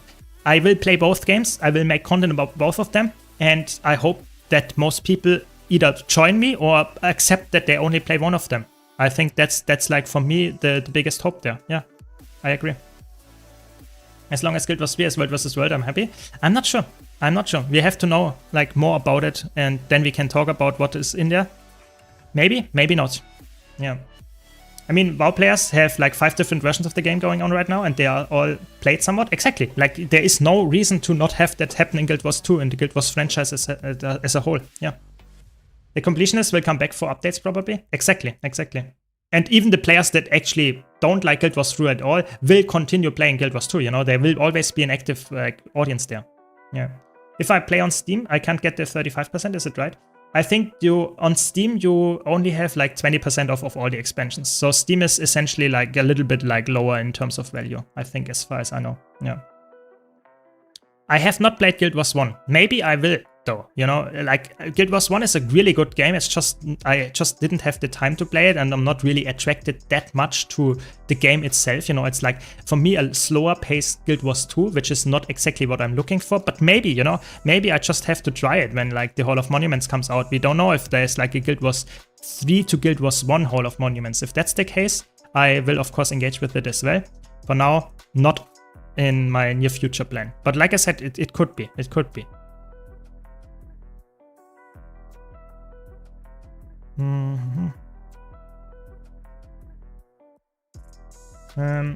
But will NCSoft approve future content for Guild Wars 2? I mean, NCSoft, I have to be honest, like NCSoft is a company you can have different opinions about. And I would say not a lot of people have a good opinion about NCSoft. I guess that's fair statement to make. But now hear me out here. I think Guild Wars 3 especially and Guild Wars 2 ArenaNet have very, very like free hands and free like just freedom how much they can do with it. I think NCSoft is not giving them as much like pressure as they did in the past. They are very free to do what they want and what they think is right because they see how well they're actually doing if they just don't interact with it at all. You know, ArenaNet is doing a very good job of keeping the game active and stuff, in my opinion. And NCSoft is, like, I would say happy with getting money without having to care about it. So I would guess NCSoft is not interrupting anything there. Yeah. Final Fantasy XI is still very active and populated after all the years with 14, so I'm not worried. Yeah, exactly. There are so many examples of why this might be the exact same thing for Guild Wars 2 and Guild Wars 3. Of course, we don't know it for sure, but I think it's the more likely scenario for sure. Yeah, I will watch you play Guild Wars 3 too, because I've been following you for so long. I can't stop watching it. Nah, nice to hear that. And I think that is the beauty of it. I think like if people really enjoy watching certain content creators, hopefully you are enjoying watching me, then I think it does not really matter if the game is different. It might still be enjoyable to watch, hopefully to play as well, you know? So it's like, it does not make a big difference in that regard. Hopefully. Hopefully we can just make content about both games, maybe all 3 games at some point in the future. Yeah, I'm looking forward to that. Yeah. Yeah, so short answer is I have not played Guild Wars 1, but I might play it in the future. Scarlet. The big thing is I just wanna know what Guild Wars 3 combat is looking like, and if I will have PvP. Those things matter most to me, and Asura, of course. Yeah, I think we will get more information about Guild Wars 3, especially how the game actually will look like. I'm not sure how much like details we will get in the next weeks. I think we will get some lore snippets. I think we might get some kind of very, very broad overview of how the game will be different. Like, will it be an MMO? Will it be more like an MMO light? Or will it be like a more instance-based? That stuff I think I will I see there. About the features, about the races and stuff. Not completely sure how long that will take until we get information, because it's still over 1.5 years out until we get the beta. So I think they will spread the information stream over the course of months instead of dropping all the information they have in the first few days.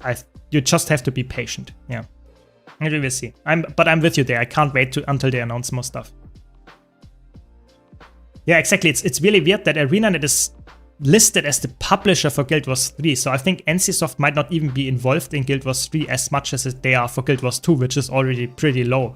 So yeah, I'm pretty hyped about that as well. Yeah, it'd be awesome if the gems could be shared between the games. That would be very interesting. I have no clue how that works. We don't even know how the monetization will look like in Guild Wars 3. So I guess it will be somewhat similar to Guild Wars 2's monetization. And then it could be the case. Maybe you're right there. Yeah, Minslow. I would like to see that for sure. It's a definitely a very interesting concept there. Yeah. I feel like it will be a mix with solo and some activities with other players. Yeah, I think that's my guess for now as well. Yeah. It could be potentially be a faction-based game with Char also being playable. Could be. Like I said, we only saw the trailer, and in there were no Char. So at the moment we think it's not in there, but it could be. They could be in there for sure, and it could be faction-based for sure. Yeah.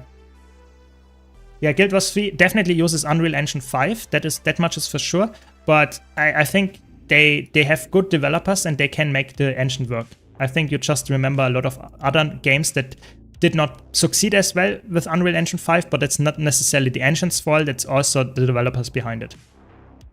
I'm a new Guild Wars 2 player, I'm mainly a PvP player. The classes and stuff confuse me. Any suggestion on what to play to learn and do well? You should choose the class that you enjoy the most. So if you have a certain class fantasy or gameplay loop that you enjoy the most, stick with this class. Every class in PvP, every class in PvE can be top of the charts if you just stick with it and be patient. So if you, for example, enjoy Elementalist, stick with it. It might not be the easiest to start out with, but it has a lot of abilities, it's very flexible, it's very strong because of all of that, and I would say stick with the class fantasy that you enjoy. Maybe if you can tell me what class fantasy you like, I can give you a hint, like a direction to go with, but I think it's very important to note that you should choose your own path. I cannot tell you just because a certain build is really easy and really good right now that you should play it because maybe you don't like it at all. That's really important to note. Yeah. I think I read that Guild Wars 3 won't have a subscription. I'm not sure. I'm not sure if I read that, but I think it's implied heavily. I think it's pretty much like Guild Wars 2's model. I would be very surprised if it's different. I would say it's a buy-to-play game and you have maybe yearly, maybe something like this, expansions that you have to pay for, and probably some microtransactions. That seems to me the most likely scenario. It's not confirmed as far as I know, but we will get more information that probably rather soon. Yeah. Can't see the cash shop currency being shared since you can convert gold into gems. I'm not really sure how that would function. Like, I think it would be... let's put it like that. Imagine a world where you share gems, like the cash shop currency for Guild Wars 2 and Guild Wars 3 at the same time. So you could essentially farm gold in Guild Wars 2, convert it into gems, and use the gems in Guild Wars 3. That would have insane, like, that would be like mind-blowing, because that would make it very hard to balance. It would make it very like weird because people would go back in Guild Wars 2 to use the best gold farm to get the gems they can then spend on skins in a different game. I don't know. That is extremely like, I think it's a fun idea. I'm not sure if it will work for the game though. I don't see it happening. I think that's like, no one ever did that, and I think it's for a reason. I don't see that happening. I think it's very interesting concept that you bring up here. I'm not sure. I don't see that. Yeah. I don't mind if Guild Wars 3 is a PvE game and they make Guild Wars 2 more PvP. Yeah, exactly. I think that's the way they are doing it. I think Guild Wars 2 will be the, so to say, open world and classic traditional Guild Wars like game that is more MMO focused and has also PvP and world versus world in there that is somewhat actively being updated. And then you have Guild Wars 3, which is more like instance-based, more like, let's say, a smaller scale game in terms of player interactions, but it's at the same time also the more modern game and more story-driven game. I guess that is what they are going for now. Yeah, we will see. Exactly. I think buy-to-play is, like, I would say 99% sure that it's buy-to-play game. Really hope Guild Wars 3 is just full reset, everyone at 0. Nothing shared from Guild Wars 2. I think we got the confirmation yesterday with Hall of Monuments. There will be skins and titles or something like that in Guild Wars 3 that you can earn in Guild Wars 2, but it will not be any like progression. Like it's just aesthetics. So essentially like in Guild Wars 2. When Guild Wars 2 came out, everyone started at 0. Yes, you had some skins unlocked if you got the Hall of Monuments and titles from Guild Wars 1, but nothing like really giving you value. It's just aesthetics. Yeah. And that will be the same for Guild Wars 3. Anything except of maybe titles and skins will be shared between Guild Wars 1, 2, and 3, since Arena probably wants Guild Wars 3 to attract new players. Exactly. You don't want to have new players being scared of trying a game because veterans have already things unlocked. No, you want to have veterans, new players, everybody in between starting at 0. Like, you want to have a fresh start for everybody. Exactly. I think it would be horrible for them to change that concept. Yeah. I have a feeling there won't be player economy in trading in Guild Wars 3. That is something like, Winslow, I'm with you there. I think from the trailer, from the text snippets, it sounds very, for me, that it's more of an RPG experience in that regard that you play on your own, you farm your stuff on your own, you unlock stuff on your own, maybe with friends as a co-op game, but that there will not be like a big trading post like you have in Guild Wars 2, that you will probably not have like crazy tradable resources like you can send a legendary to someone else. I think it will be a very different gaming experience in that regard. I have no proof of that. Maybe I'm completely wrong. Maybe they will announce it in a week from now that is exactly like in Guild Wars 2 and I will laugh at myself, yeah? But I'm actually with you there. I think from how it looks like, it might be very different in the economy. Very, very different. Yeah. It's just that some people can't let go of their progression and Hall of Menace is simply not enough for them to accept. That is, like, I get your point there. But I think that's too bad for them.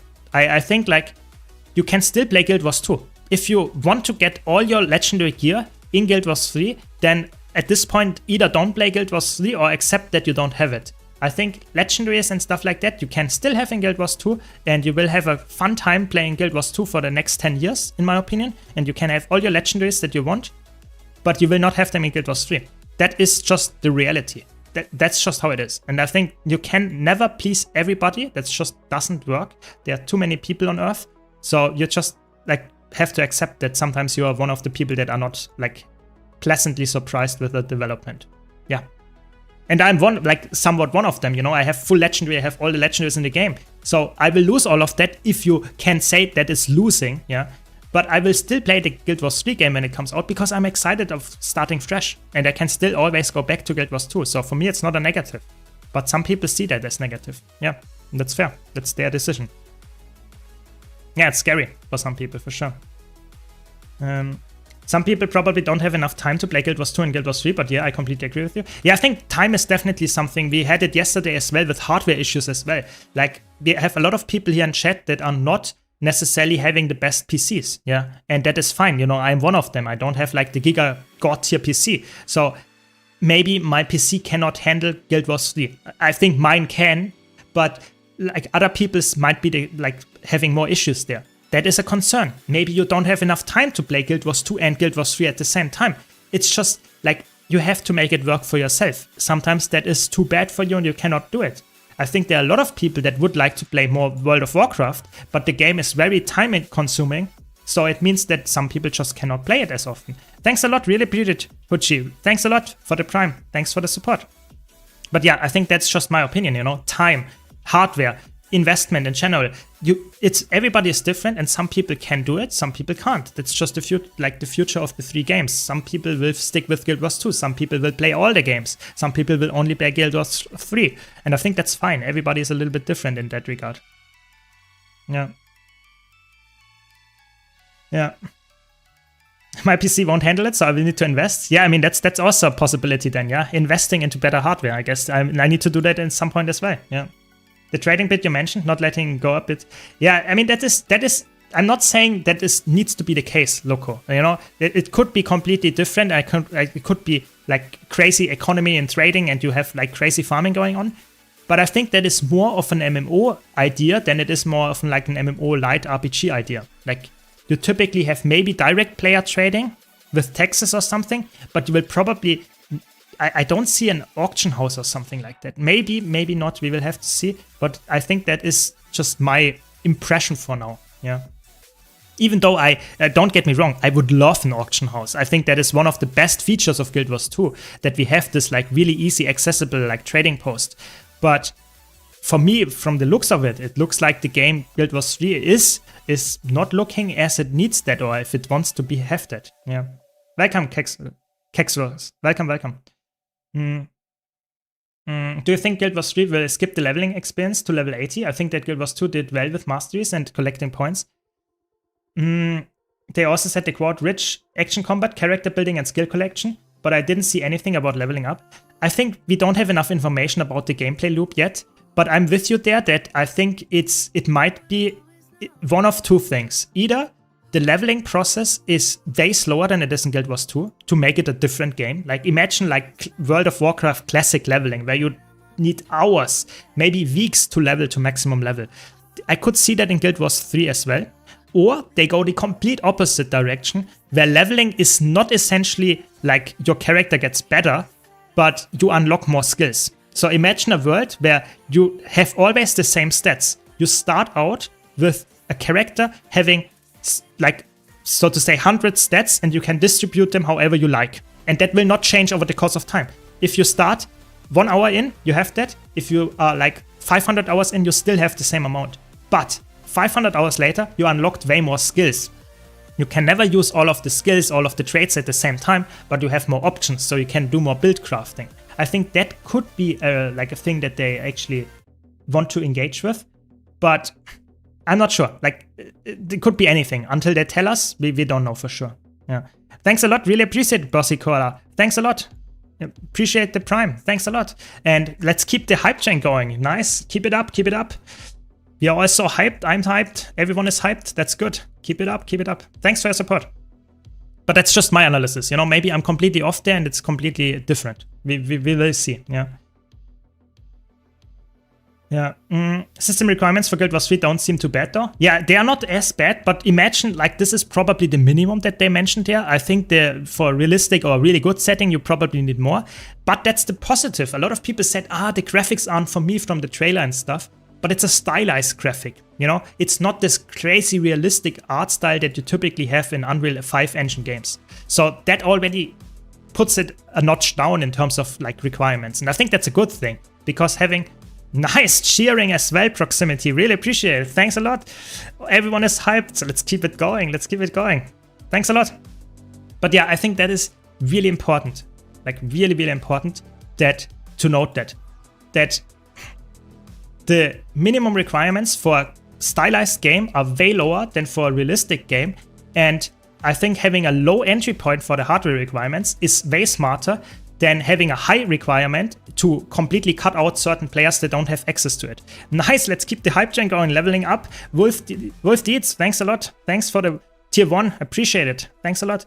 But yeah, this is just something that I want to put out there. I think the system requirements being low is a smart move, because you can just increase the settings of your like graphic settings, just put them on ultra or something, and will probably have a way better experience if your PC can handle that. Yeah. Yeah. I like the economy in New World. It was only per season, so it is easier to manipulate. Maybe. I'm not sure. Like, I'm not sure if they're going like a league season, like reset stuff in the economy. I think Guild Wars 2's economy is very stable and they're really smart with it. And they could do something similar in Guild Wars 3. Maybe they do something completely different. Like I said, I think the more different the games get, the better for the franchise. So we will have to see. Yeah. Yeah, it's a bit like, there's a good point, Johan Banana. I think it's actually very interesting that they called it Guild Wars 3. Until the announcement, I was not sure that they actually will call it like that, because there is some kind of stigma to the name Guild Wars. People that have not liked Guild Wars 1 or Guild Wars 2 might now say, okay, I will not play Guild Wars 3 because it has this name. But I think it has more positive to it than negative nowadays, because they already know this is a game studio that has produced 2 successful MMOs. So I think they're actually pretty happy with it, but I can see your argument there for sure. Yeah. Could the game be like build your own class by collecting skills and choosing your own stats, weapons? Do you think that will work well? I think that could work very well if they'd execute it well. Yeah, I think that is something that is the beauty of it, that arena that is very innovative. I think that would be one of the biggest positives of that, for sure. Yeah. Also, since it comes out for PS5, we have a reference for hardware requirements. It's just that Unreal 5 engine games have a history of not being optimized well on release. Yeah, I hope they know that, and I really trust them to actually put out some miracles and make Unreal 5 engine look like really good. Like, there are some award-winning games built in Unreal 5 engine, you know? I think Claire Obscure is built in that. Like, there are some really crazy good games built in Unreal 5 engine, and they have really good performance. So yes, there might be a lot of bad apples with Unreal 5 engine, but that doesn't mean that Guild Wars 3 will be one of them. Yeah, keep that in mind. Yeah. The system requirements for Guild Wars 3 must be higher than Guild Wars 2. Old hardware doesn't run DX12 and newer drivers. Yeah, and there are a lot of issues with like the hardware in Guild Wars 2, and I think hopefully Guild Wars 3 resolves them to some extent by already like balancing around that with the requirements, with the game itself and stuff. Because Guild Wars 2 is, in my opinion, that's why we get performance updates in the next year. That's what they announced yesterday in the video. there will be performance updates to Guild Wars 2 because the game is pretty outdated in terms of how it uses like rendering, but at the same time also how like Guild Wars 2 is pretty bad in terms of like it uses single core processing mostly, and it's CPU bottlenecked. So that means that you have like the Giga graphics card. It doesn't really help you for Guild Wars 2 because the CPU is the single core performance of your CPU on Guild Wars 2 is the bottleneck, and they will want to change that. And that is like for me like mind blowing that they already think about that, or already that they like think about that at all, because that's something that I have been asking and wanting for years. So that is good. And with that in mind, I think Guild Wars 3 will also have this in mind as well. You know, it would be weird to think about that for the old game and not for the new game. Yeah. Nice. 5 gifted subs. Really appreciate it. Let's keep it going. Level 2 hype train. Thanks, Chambuli. Really appreciate it. Say thanks if you got the gifted subs. Really nice. Thanks for your support. Hope you're enjoying the stream. Yeah. Is Guild Wars 3 beta in fall 2027 confirmed? It is confirmed. It is in the official announcement trailer. They said fall 2027 at the end. So it is confirmed. Yes, it is. Yeah. Yeah. I was more referring to the fact that if there are 3 versions of the game, people likely would not play the earlier versions because they might think they do not receive support updates anymore. Maybe you're right there. That is a fair point, I would say. That's a fair mindset to have if you're a new player or want to start a new game. But with the Hall of Monuments in there, with the announcement yesterday, I think I already saw it. Like I'm speaking from experience here. We saw new people here in chat asking, oh, I saw the trailer yesterday. I want to try Guild Wars 2 now. I think there is also the opposite happening. Yes, there might be some people that only played the newest game, but I think there are also a lot of people that never heard about Guild Wars for whatever reason and now trying the Guild Wars 2 because it actually looks fun and they get some rewards for the new game as well. I think you can go in both directions. Yeah. Yeah. Keep up the hype. Exactly. We keep up the hype. That's what we do here. Yeah. I think it's really important that they made the statement yesterday about all 3 games being actively developed, all 3 games being, so to say, not only updated and maintained, but also getting new content. Even Guild Wars 1, which is like at this point 20 years old, it's crazy.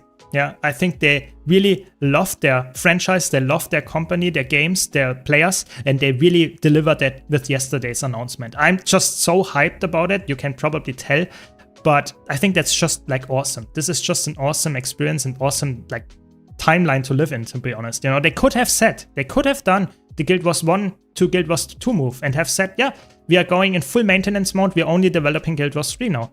They did the opposite. They said, no, we will put Guild Wars 3 on a, so to say, main development schedule, but we still have people working on Guild Wars 2 and Guild Wars 1 at the same time. We put both or all 3 games in a state where people can continuously play without having any downtime. And I think that's awesome. That's exactly what I like to have as a player, as a content creator. Yeah, definitely. Yeah. Yes, the whole IP got a big confidence boost with these news, for sure, for sure. Someone who isn't too deep into Guild Wars maybe just sees Guild Wars 3 as the higher numbers and let's play that. I mean, that's fine. You know, they said yesterday in the video, they don't really care if a player plays all 3 of their games, 2 of them, or only the latest one, or only 1. They don't really care. As long as the player is engaged in one of their games, they are happy with it. And I think that's a really good mindset for a company to have, because that means that they are not, so to say, cannibalizing resources from any of their games, because they always want to continuously update them. I think that's really important. Yeah. Yeah. I came back to Guild Wars 2 because of the Guild Wars 3 announcement. Haven't played since Path of Fire. Nice, welcome back. Oh my god. Let's engage 2 necromancers. there couldn't be more wrong things to do here. Oh, now there are 3 people on it. That's too much for me. Maybe we can pull some of them away.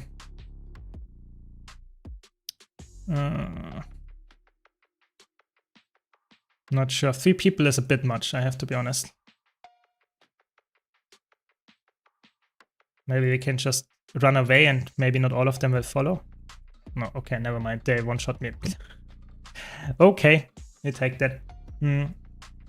Yeah, I think October seems like the most realistic scenario. Like October, maybe late September in 2027 seems like the most realistic scenario. Maybe if they are a bit delayed, maybe in like November could also be the case. Maybe we will see. The big three is still the big three. When something happens, the clicks show up for those that aren't familiar with them. Yeah, that is true. That is true. In the Summerfest announcement, I kind of felt a bit sad, but after the dev video, they brought me the hype back. Yeah, I think a lot of people had the same feeling. They were a bit concerned after the trailer with Guild Wars 3 on Friday, and then on Saturday with the release of the announcement of Guild Wars 2 being continuously updated and getting like even expansions after, and Guild Wars 1 as well, a lot of people got their hype back, and I think that's completely reasonable. Yeah, I'm with you there, which is really good. Also, it happened 2 days ago. Trying to draw conclusions on what's happening now with Guild Wars 2 is just impossible. Give it time. Exactly. Just be patient. I think that's the name of the game for the next months, maybe even half a year until Guild Wars 3 will be out. Yeah. Never played any Guild Wars game, but I'll be definitely trying Guild Wars 3. Nice. Welcome to the party then. I think a lot of people will jump on that like game for sure, because it's a cool looking game, and will probably, maybe you will even play Guild Wars 2 before that, like I'm currently doing. Yeah. Best case scenario for Guild Wars players with yesterday's announcement? Yeah, I would say so too. Like, tell me one thing about this announcement of yesterday that is actually negative. Like, pretty much nothing is in there that is negative for any Guild Wars fan. If you enjoy Guild Wars 1, the game will get maybe even a new expansion. Yeah, Guild Wars 3 will launch in like, let's say September, October in 2027 in beta. If you want to continue play Guild Wars 2, you can, because they announced there will be expansions after Guild Wars 3 launch. So it's like, what timeline do you want to be in that is even better than this one? I think there is none. It's exactly really good, at least if you're talking about Guild Wars. It's crazy. It's really good. Like, I'm really hyped for it. Obviously, I'm biased. I like the game, the franchise a lot. But I think almost everybody would agree with this. Yeah, for sure. Yes, I will hydrate. Good point. Good point. Good point. But yeah, I think let me know your opinion. Maybe I'm missing something. Maybe you are a bit negative about maybe, for example, that you don't get any more expansions for a year in Guild Wars 2. But I think we get content nonetheless. So essentially, you get content for free.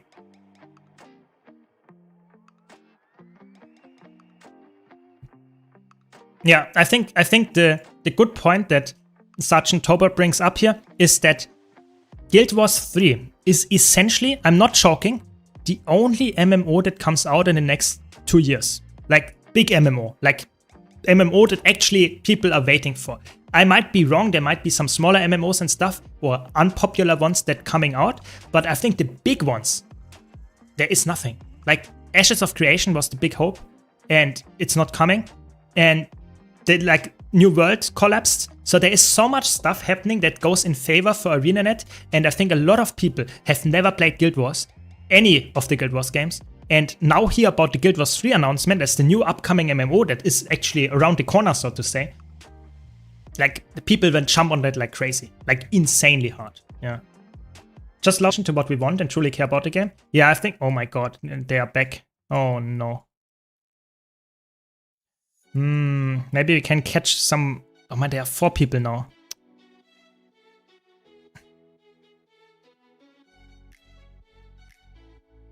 Okay. Oh my god, can I not get a nice one-on-one? It's like, what is this? Okay, I mean, we got one. Maybe we can even get a kill here. Oh my god, this is CC chaining. No, we got one. I mean, I tried. I tried my best. I tried.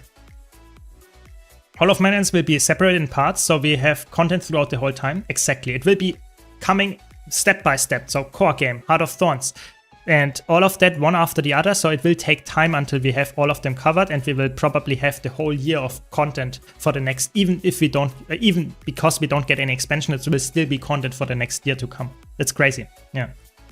The MMO scene needs a new game, wants a new game, demands a new game. Yeah, and I'm with you. And I think the new game is Guild Wars 3. And that's something that like a lot of people are hyped for. Not only Guild Wars players, but any player that is somewhat into MMOs, people are hyped for that. Yeah.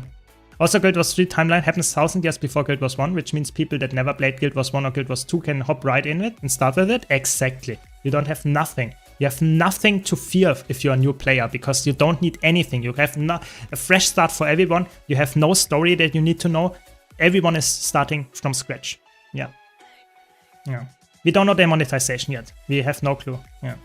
I'm happy we're not gonna get another expansion for at least 1 or 2 years. I have a lot of story and content to play. Yeah, I think it's actually, like, for me, first, it sounded like a little bit of a negative that we don't get a new expansion. But then I thought, like, wait, we get essentially, like, the Hall of Monuments. We get the core game updates. We get the new World versus World map. We get, like, the performance updates. Like, essentially for free, for not having any expansion. Like, isn't that, like, even better than an expansion for the most part? Like, you don't have to pay for the expansion, and you get still content to play.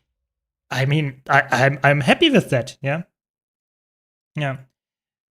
If Chrono Odyssey manages to recover from the disastrous alpha last year, it might launch in time to compete with Guild Wars 3. I'm all up for competition. You know, I think competition makes the gaming scene or any scene probably a better place and you get better outcomes. So I'm all like up for that. I think I will play Guild Wars 3 if they launch at the same time, but you know, who am I to tell you what to play? I'm just like excited for Guild Wars 3 for now. Yeah. What is Hall of Monuments even? So Hall of Monuments is a system that will connect the 2 or 3 games. So it will be like, if you play Guild Wars 2, you get certain rewards for playing certain things again. So they will, for example, if you go back and play the core game, the expansions, you will get certain achievements for doing that, for unlocking certain cool things in Guild Wars 2. And for doing that, you will also get rewards in Guild Wars 3. They will only be cosmetic of nature. So that means that you will not have any like better gear or something like that, just like skins, some titles or something like that. And that will make it so that you essentially have a connection or reason to play Guild Wars 2 while you wait for Guild Wars 3. And that will be going steadily over the course of time. Yes, that's the system. So far that we know. Yeah, the Riot MMO is also obviously somewhere on the horizon, but I'm not sure if they will be competing or if Riot's MMO is longer away. We will have to wait. We have to see. Yeah. I wonder what will it be when you play alongside console players? I think it will be like cross-platform, and hopefully it will be a good experience for everybody. Like I see console being like concerning for PC players.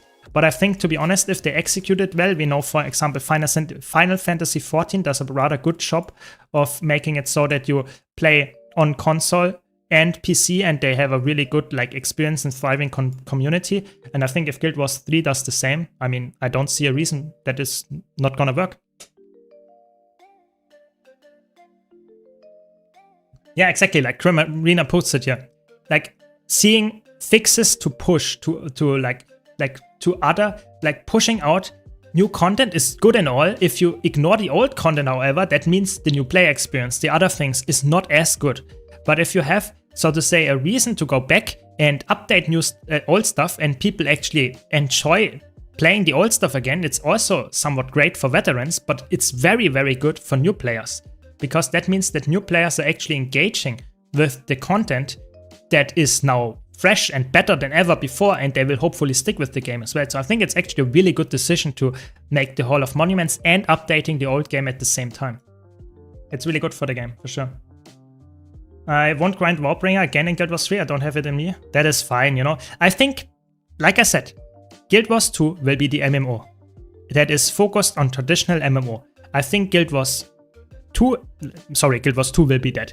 And Guild Wars 3 will be the game that is focused on something new. I think you will have completely different economy. You will have completely different gameplay. I think if you are very, like, so to say, stuck with your Guild Wars 2 experience and your Guild Wars 2 unlocks, you can still play Guild Wars 2. There will be new content for the next 5, maybe even 10, 15 years to come. So it will not go anywhere. You can still play it. And if you enjoy Guild Wars 3, you can play it at the same time. You can play only Guild Wars 3. I think that's the beauty of it. You don't have to say, oh, I grinded so much in Guild Wars 2 now, I will quit Guild Wars 2 because it's not the game that is the most modern anymore. No, just play the game that is fun to you, and all of them will be updated. And I think that's awesome. That's such a good positive about the announcement yesterday. Yeah. I'm not worried about console. I came from Final Fantasy. Exactly. Yeah. You see, that's the proof. Yeah. We have people that are not worried because they know how good it can be executed. Yeah. Concern about console is viable for players that like spammy and tryhard part of Guild Wars 2, but the thought about Guild Wars 3 will be like Guild Wars 2 is wrong. Yeah, exactly. I think like if you look at Guild Wars 2 being on console, I would be worried as well. But Guild Wars 2 is not on console. And I think Guild Wars 3 is a completely different game. Guild Wars 3 is from the ground up a different game and has way less of the spammy piano, 20 different buttons that you need to press gameplay than Guild Wars 2 has. I think Guild Wars 3 is a completely different game in this regard, and for the worse or the better. And that means that if you enjoy like more action combat with less button presses and more of a strategic gameplay loop, then Guild Wars 3 is the game for you. And I think that makes sense for console players as well, because you cannot really tactically press 10 different buttons there, or like even more. It's just like you press combos and stuff. Yeah. Is it just me, or does it feel like the strikes aren't played as much anymore? It's more of the dailies, yeah. You cannot play them daily anymore for the most part, so you just play the daily bounties instead of all of them. Yeah, it's a little bit less than before. But you can play now daily raid encounters and daily raid wings and stuff. It's more like it. What do you expect to be objectives for the Hall of Monuments for Guild Wars 3?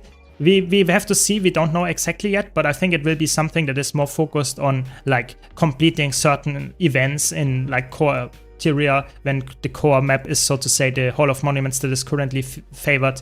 Then in Heart of Thorns you will complete Dragon's Stand, maybe get some Generation 2 Legendary, something like this. I think it will be very different experiences, different parts of the game covered, and it will be something new that even veterans have to engage with and cannot like auto-unlock everything.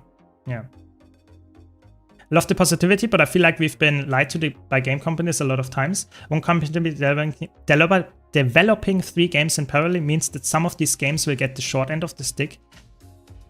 So I see your argument there, I see your concern, and I'm with you there. I'm also concerned. I think like spreading yourself as a company too thin is concerning. But at the same time, and that's the important part to mention here, at the same time, we have proof they can do it. What do I mean by that? They have been actively, I'm not joking, we have proof that ArenaNet has been actively developing Guild Wars 3 in the background for at least 4, maybe 5 years. Yeah, so keep that in mind. Let that sink in. You have 5 years where ArenaNet produced 3 expansions in the time for Guild Wars 2 while developing a new game in the background and putting out content for, so to say, long lost Guild Wars 1. So yes, you're right if you look at any other company, but if you look at ArenaNet, you actually know they already do that. So it's pretty like not as like unrealistic to think about it like that. Keep that in mind. Yeah. Yeah, you should use the hammer. George, you can use the rifle as well, but hammer is way more DPS on Power Scrapper. Yeah. So I'm playing the typical Iceblood Saga 5 and Dragon's Stand daily. Is it not worth it anymore? You can still do it, but it's not as valuable as before. I do it sometimes, but not every day. Yeah. Pretty sure they originally planned to have additional fighting phase on Saitan. Yeah, hopefully they do something like that now, because they have time to revisit it. I would love that. Maybe make even a frag cloud of it. You know, that was the big hope at some point as well. I'm incredibly excited for Guild Wars 3. It's really great to finally see an MMO, new MMO coming. I trust ArenaNet to deliver something truly special. The 2 things I hope they keep on no monthly subscription fee, and most importantly, horizontal progression. As a casual player, I love being able to take breaks and come back without feeling forced to chase better gear all the time. I really hope that stays a core part of Guild Wars 3. I think like chances of that are 99%. Like I see no subscription fee like almost guaranteed. I see a buy-to-play model, and I also would say it's very realistic that they stick with the horizontal progression approach. Maybe a bit softer. I think it's realistic that the leveling experience or like the gear acquiring methods are a bit slower than in Guild Wars 2, but I think that's fine as well. You just don't want to have like to grind gear every single year again. I think that is fine. I think they are really sticking with this. Of course, we don't have any proof yet, but they will deliver some news about that, I guess, at some point. Yeah. Yeah, more games in stock means more income, which means possibly more stuff. Exactly, like it's like an investment like loop. If you put out more content and more players come in, you can put out like more job listings, get more developers in, produce more content. That's like a positivity circle, so to say. And I think that's exactly what we want. And I think that's what's going on in the background right now as well. Yeah. Being ancient, I was pleased to hear ongoing support for Guild Wars 2 can't be started again with Guild Wars 3. Yeah, exactly, like Tomyan. There are people that just love Guild Wars 2 and they don't want to start something new. And hearing yesterday's announcement that Guild Wars 2 will continuously being developed and updated and even improved, it's exactly what you wanted to hear. Yeah, positive news all around. Exactly, it has been in development for a while, and that means that if you are doubtful they can make 3 games work, just look back a couple of years and see that Guild Wars 2, some people did until yesterday or 2 days ago, did not believe that Guild Wars 3 is a thing because they thought Guild Wars 2 is normally being updated with the expansions and stuff. Which is obviously, if you don't even believe that Guild Wars 3 is being developed in the background, this is just a proof how good Arena that can handle keeping up with 3 games at once. That is just my whole argument. Hopefully it makes sense. Yeah. I believe in community and they are good at it and known in the genre for it. I hope they keep it. Yeah, exactly. I hope so too. I hope so too. I think you could make a video on YouTube about what we know of, for sure, about Guild Wars 3 and what is likely to happen. Yeah, I think they're like, I don't want to spam my YouTube channel with like Guild Wars 3 like videos every day, because I feel like some people are really like hyped about it, like probably most of you here in chat.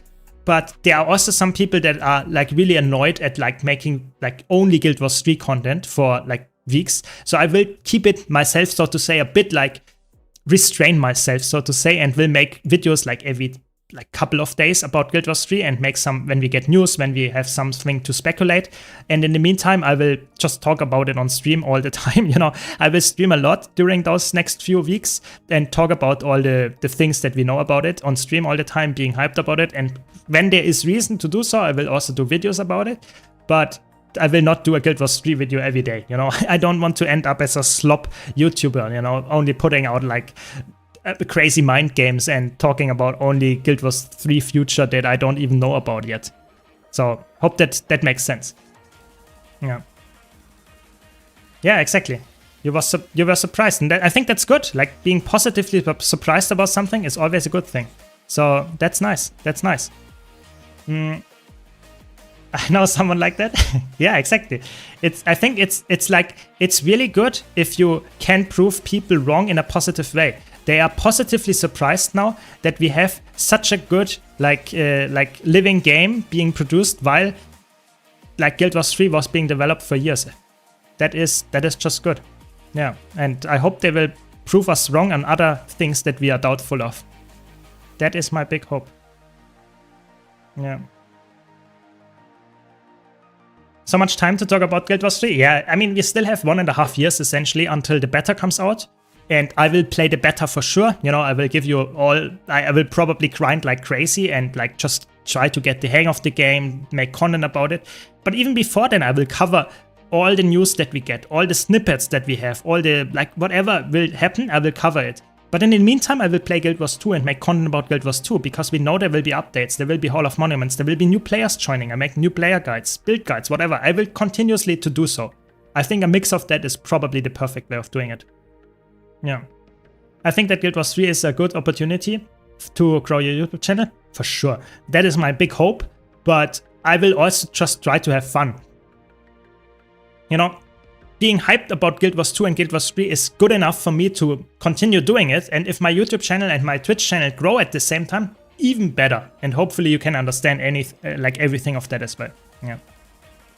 Nice, I'm so hyped. That's what I like to hear, Gary. Yes.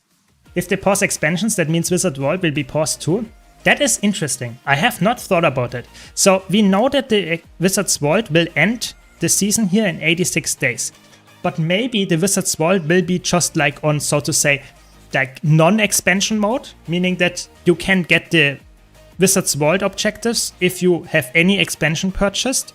Like any expansion purchases, you can get the Wizard's World for the next season. Yeah, so it's a different season, but not bound to a specific expansion. I could see that happening.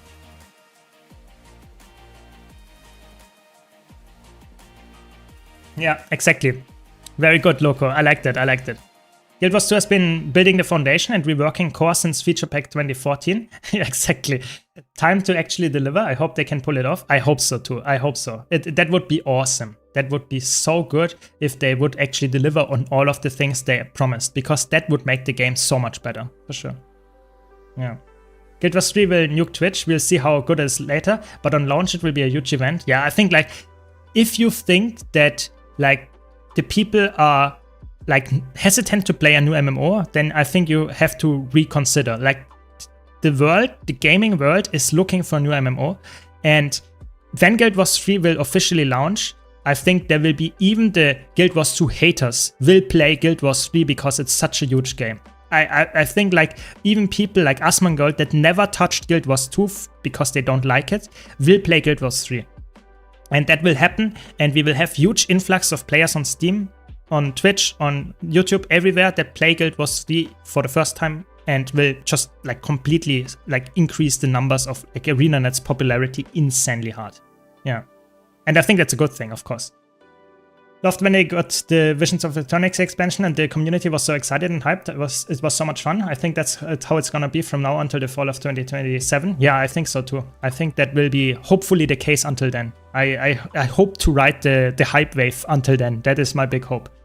Played Shattered Observatory CM for the first time last night. What a fantastic fight. I'm still going to play Guild Wars 2. Yeah, I mean, that's the spirit, you know?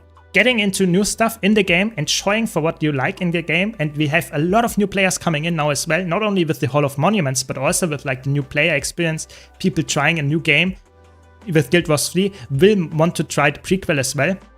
It's really cool. Yeah, I think that's the spirit. Hopefully they won't repeat the mistakes from Guild Wars 2. A lot of people tried it out, but not many stayed with it. Yeah, I think that they learned a lot, hopefully, Guild Wars 2. Developers, and will learn what they did wrong with Guild Wars 2 in terms of new player experience and stuff like that. And hopefully they will improve all of that in Guild Wars 3. Yeah, I'm with you there, Tasha, for sure. I mean, Loco, I would be up for that, you know, I would be up for that. Especially Western MMO for once. Guild Wars 3 is a huge opportunity. Yeah, exactly. Like you have a lot of those pay-to-win Eastern MMOs. I'm not saying they are bad, I'm just saying it's a different audience that they're aiming at. And in Guild Wars 2, Guild Wars 3, and other MMOs like maybe Ashes of Creation, maybe games that like the Riot MMO that are on the horizon or were on the horizon, are like big hype ups and people had big hopes for them. And I think nowadays Guild Wars 3 is potentially the first one, the big one to drop. Yeah, and I think people are excited for that. Yeah. It was just an example, you know, I just wanted to name drop someone that actually people know, you know, if I just drop a random streamer that never played Guild Wars 2, I think that's just doesn't make my statement true.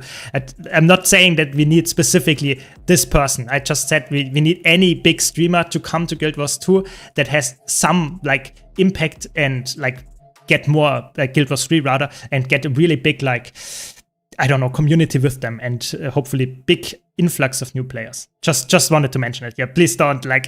I'm not saying I'm a fan or anything. I'm just like putting it out here. A big personality in the gaming scene. That's what I meant. I saw most reactions of people to Guild Wars 3, and 100% everyone will at least try it, to at least milk it first month. Exactly. I think that's the idea. If like the hype is there, people will go there because the money of Twitch is flowing. You know, that's just how it is. Yeah. To be fair, ArenaNet had the very same opportunity during the release of Guild Wars 2 in 2012 and they fumbled. But I think you can learn from this. And I think that's my high hope there. That ArenaNet learned from their mistakes they did in 2012 and make it now better. And I think what better chance there is, you know, to just do another game. I think that's perfect in my opinion. Yeah. If they are doing a year of updates, they should being the old decorations into homesteads, give people more reasons to do older content, maybe add in new ranger pets. Yeah, I think that's all things that are probably on the table for them. Like I would not see any reason to not have that. Like I would be very surprised if they didn't have that planned already. Yeah. People will play Ion 2 for the first months, even if it's pay to win, and hate just because it's new and some will stay after. We got Final Fantasy XIV expansion at the start of 2027. Yeah, exactly. There will be games in between. I'm not saying that is not the case, but I think the biggest like release in 2027 is probably Guild Wars 3, or at least the beta of it. And then when it releases officially in 2028 or whenever, I think a lot of people will play it. Like a lot of people, and hopefully they have a really good marketing strategy, a really good schedule, content plan for the next months after release, maybe even a year after release, so that people actually stick with it. Because that was the big mistake they did with Guild Wars 2. When Guild Wars 2 launched, the launch was obviously not perfect, but the main issue wasn't the game. The main issue was that the content after you reached level 80 was essentially non-existent. They really thought that everyone that played Guild Wars 2 when it came out would transition into PvP and World vs. World. That was what they thought. That is the end game they thought everyone would enjoy. But if only like, I don't know, 5% of people did that, you lose 95% of your player base. So that was the big issue. And I think if they learned from that with Guild Wars 3, I think they will do like maybe even an expansion 1 year after the game is already out and have content planned in between. I mean, I think problem solved. That is the main thing there, yeah. Yeah, arenas have grown so much since 2012, I think. I'm hopeful. Yeah, I'm with you there. I mean, they did attract many new players recently. Exactly. Like, Visions of Eternity was the best expansion or best, like, so to say, player numbers since like 5 years ago. Since End of Dragons came out. I'm not joking. So even though the game got older and essentially also a little bit less content than with End of Dragons, we still had the biggest player numbers since 5 years ago. Yeah, it's true. Yeah, I'm with you. Maybe new map has Scythen as a meta event would be cool. Oh, that would be really nice. I like that idea. Good idea. I have not heard that before. I like that. Yeah.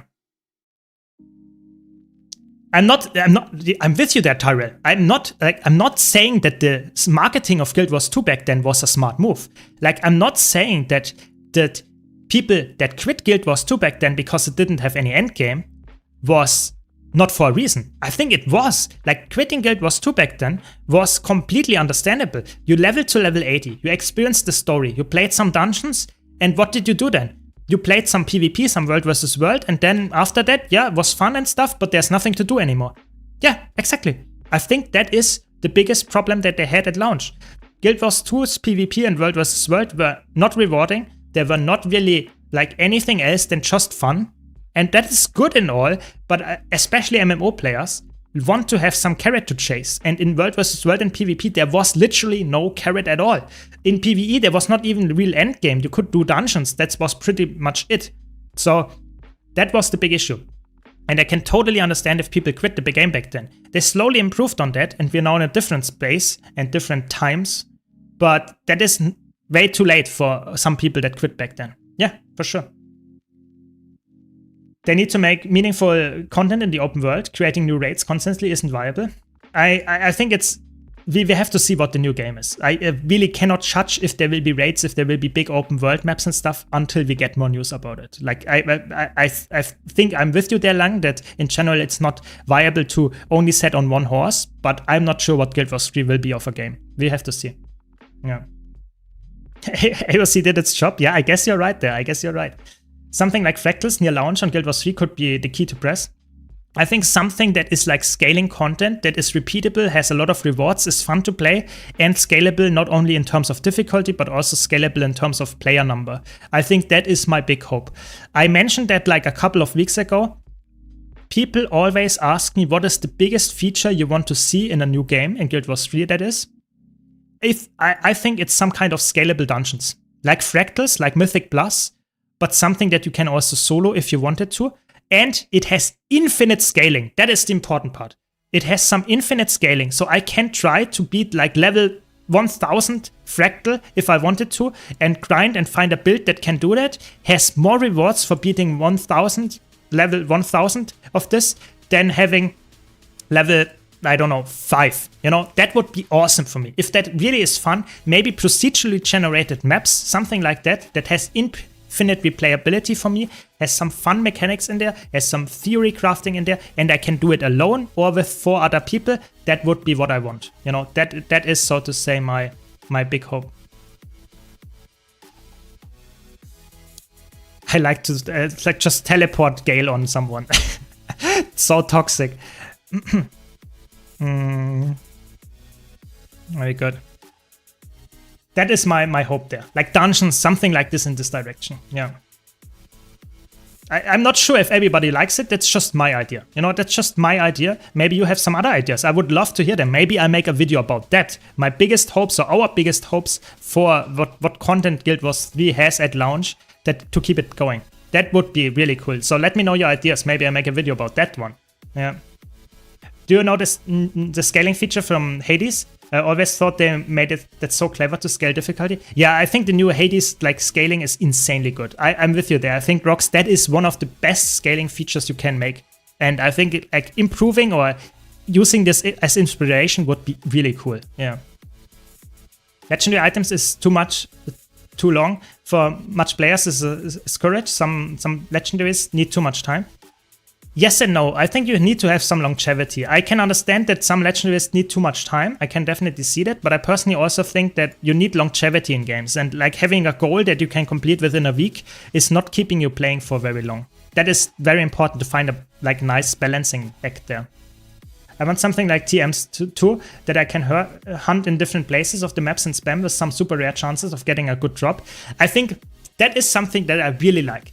I mentioned that a while ago that Guild Wars 2 doesn't have any middle tier items.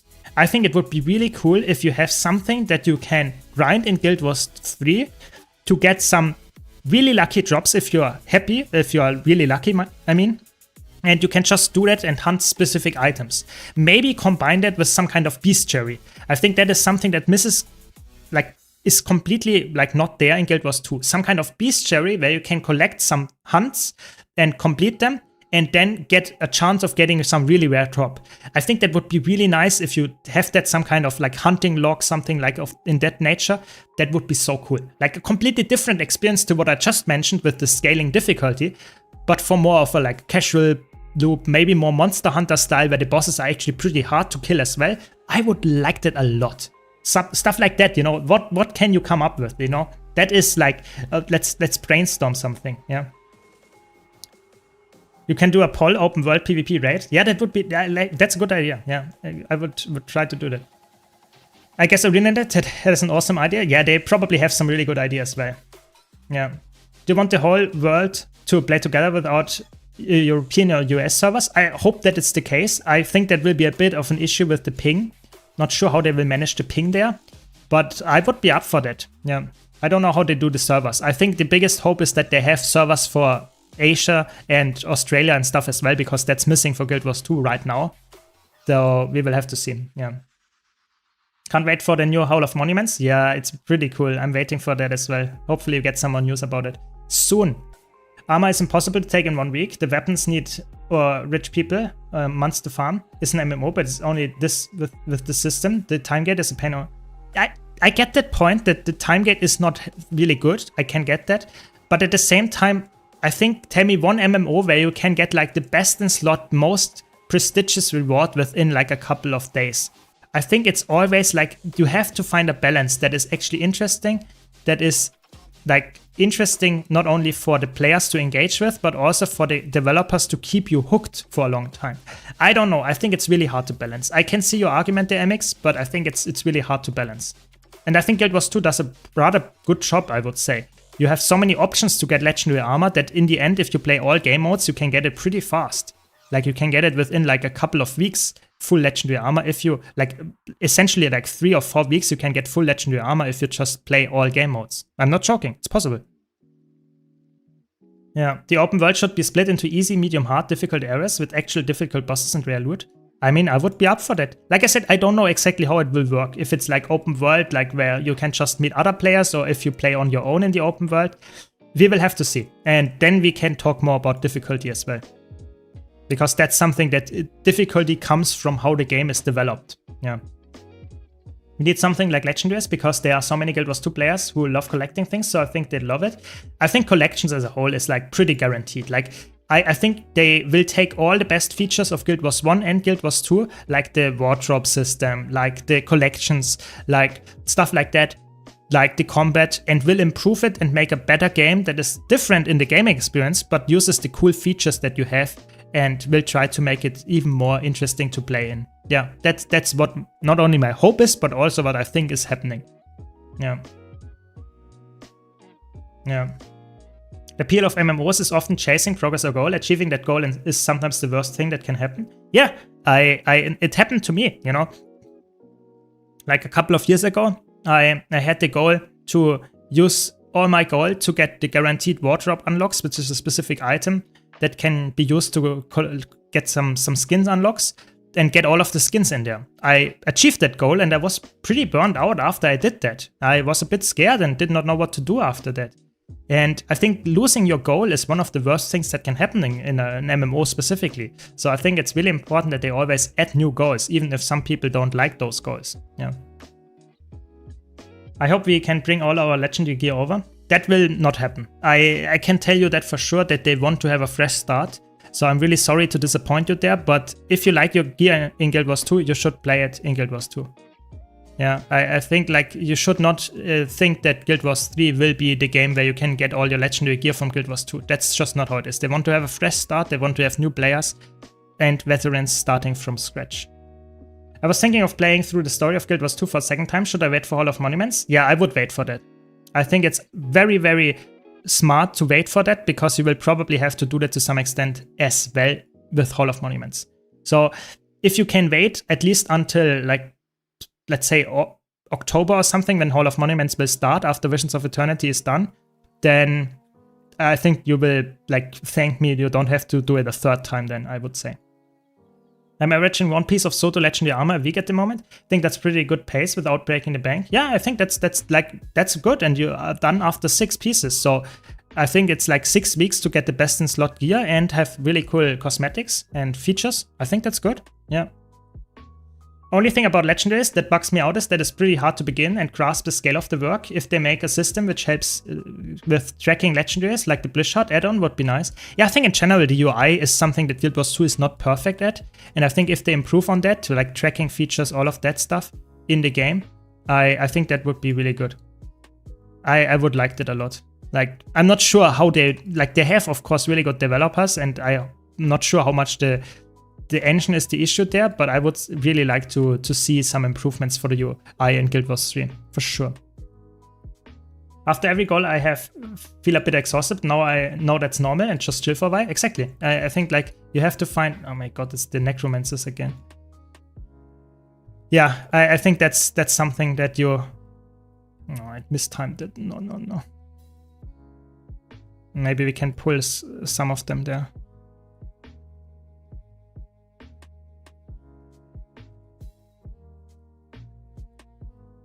Maybe we can pull off some of them there. Okay, we got 1.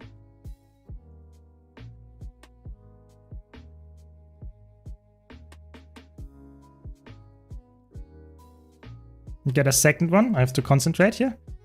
Dodge the...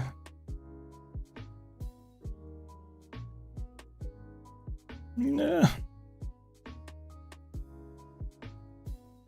Okay, we got 1. Now it's a 101. I mean, I take that. It's a gale shot. We can take that. Nice. Very good. That was clean. Pretty clean. I mean, they were obviously not the best players, but not bad. I take that. I take that any day of the week.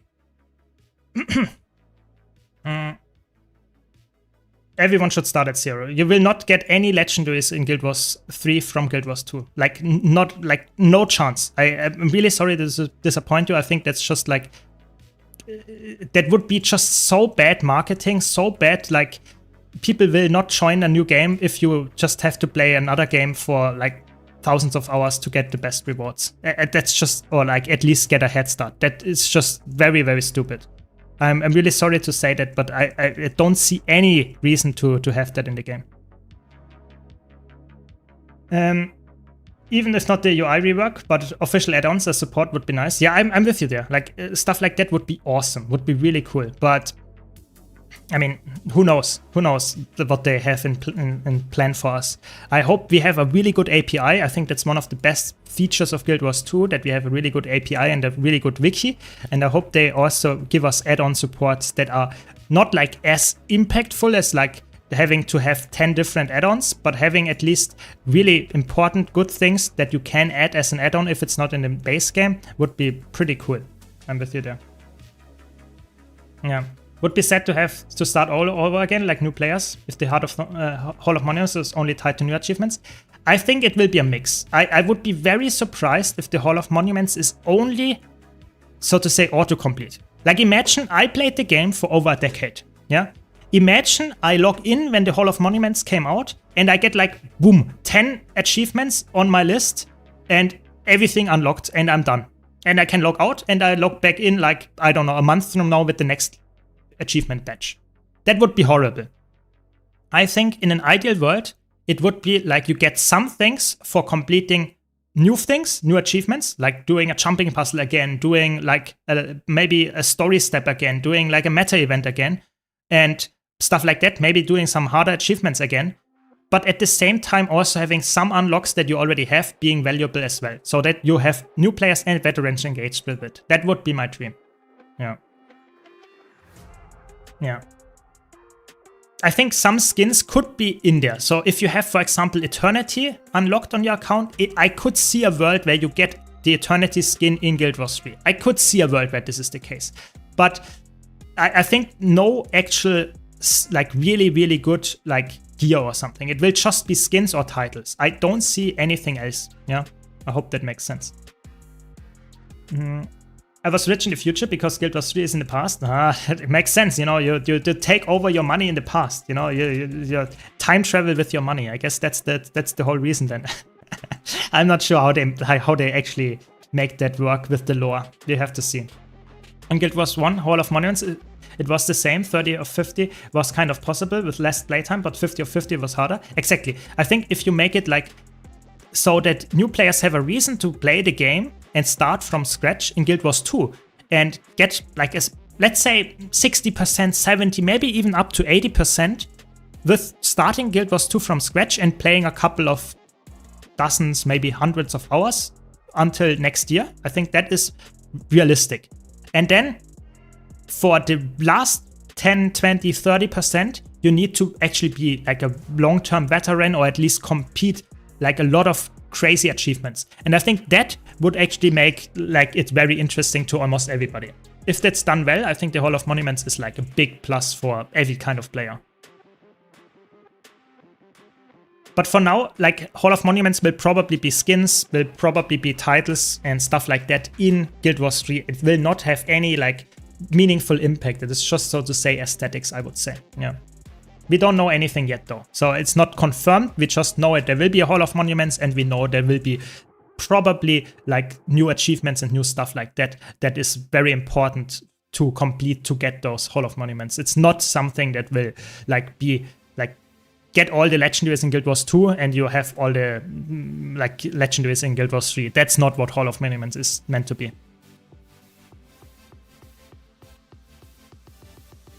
Yeah.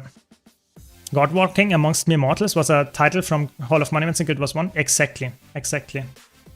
15 years Guild Wars 1 player achievement. I mean, maybe, you know, I'm not opposed to having crazy achievements because like it's just like a title. I'm not saying that is a very good title that you just have to like own the game for 15 years. That is like a bit weird, but I guess like why not have like a weird title for that, you know? I found it really, like, I would find it really funny to just get a random title for having full legendary gear in Guild Wars 2, and that is called like Purple in Every Hole or something. That would be such a funny inside meme that it would be a really funny joke to have in Guild Wars 3 as a title. But I don't know, you know. At this point, it could be anything. Yeah. Yeah, hydrate, good point.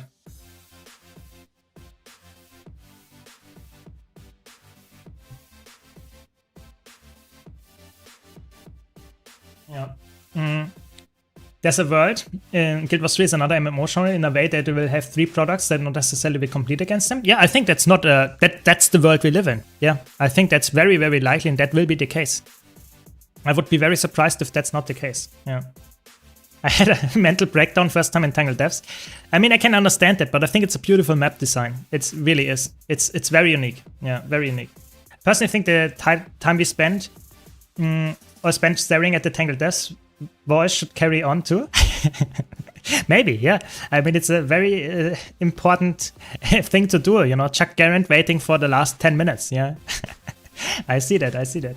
They have no mention anything about players that will play all 3 Guild Wars games.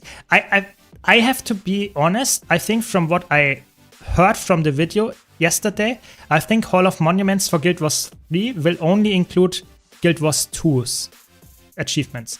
I think you got Hall of Monument for Guild Wars 1 into Guild Wars 2, and you will get Hall of Monuments from Guild Wars 2 into Guild Wars 3. From the name, it does not really imply, or from the what they said in the video, it does not really imply that they will actually do some kind of like achievements for Guild Wars 3 that you have to get from Guild Wars 1.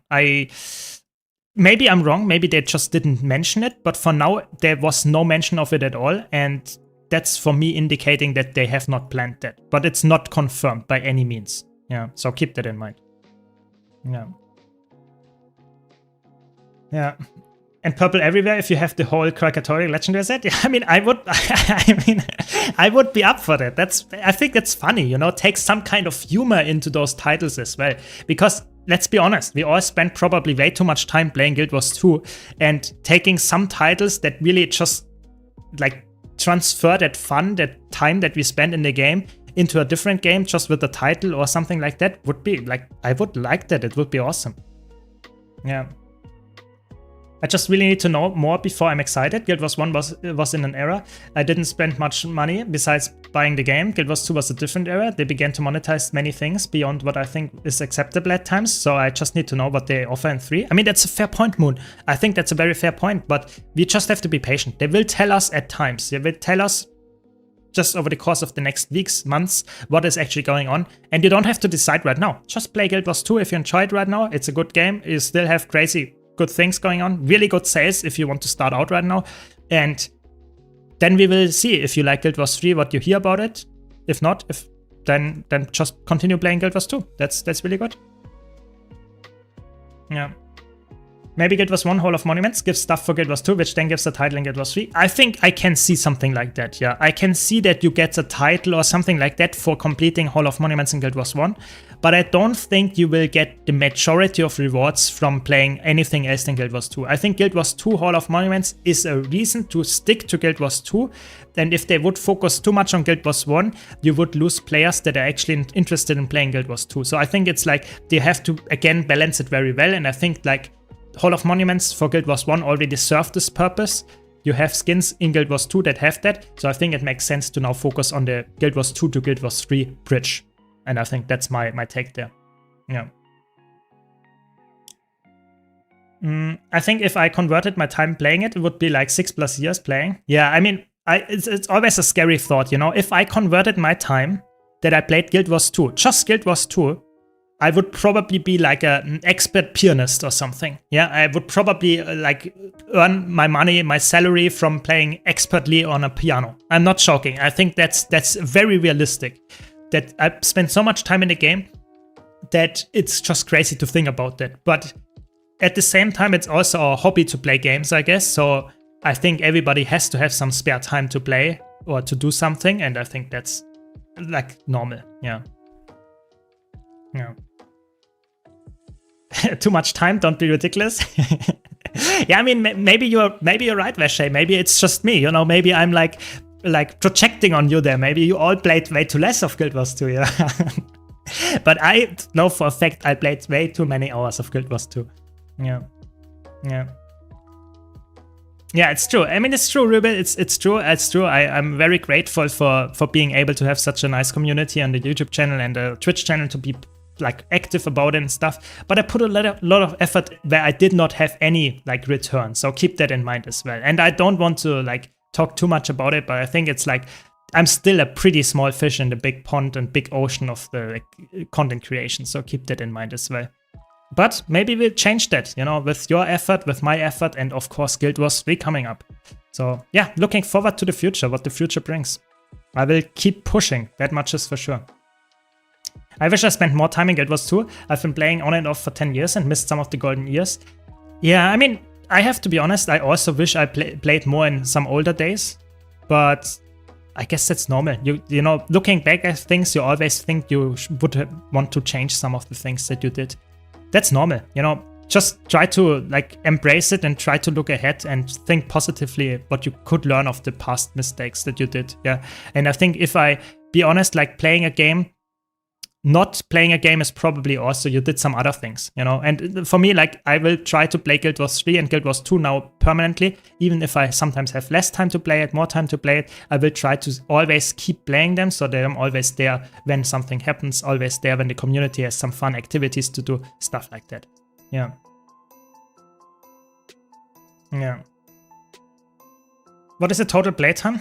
We can check. We can check. You can always type /h in the chat and then you can see it. So my total playtime is 14.5k hours. So pretty high. I know for a fact there are content creators, there are people out there, even here in chat, that have higher playtime. But my playtime is pretty obnoxiously high, I would say still. Yeah. I play other games than Guild Wars 2 as well, but obviously not to this extent. Yeah. Yeah.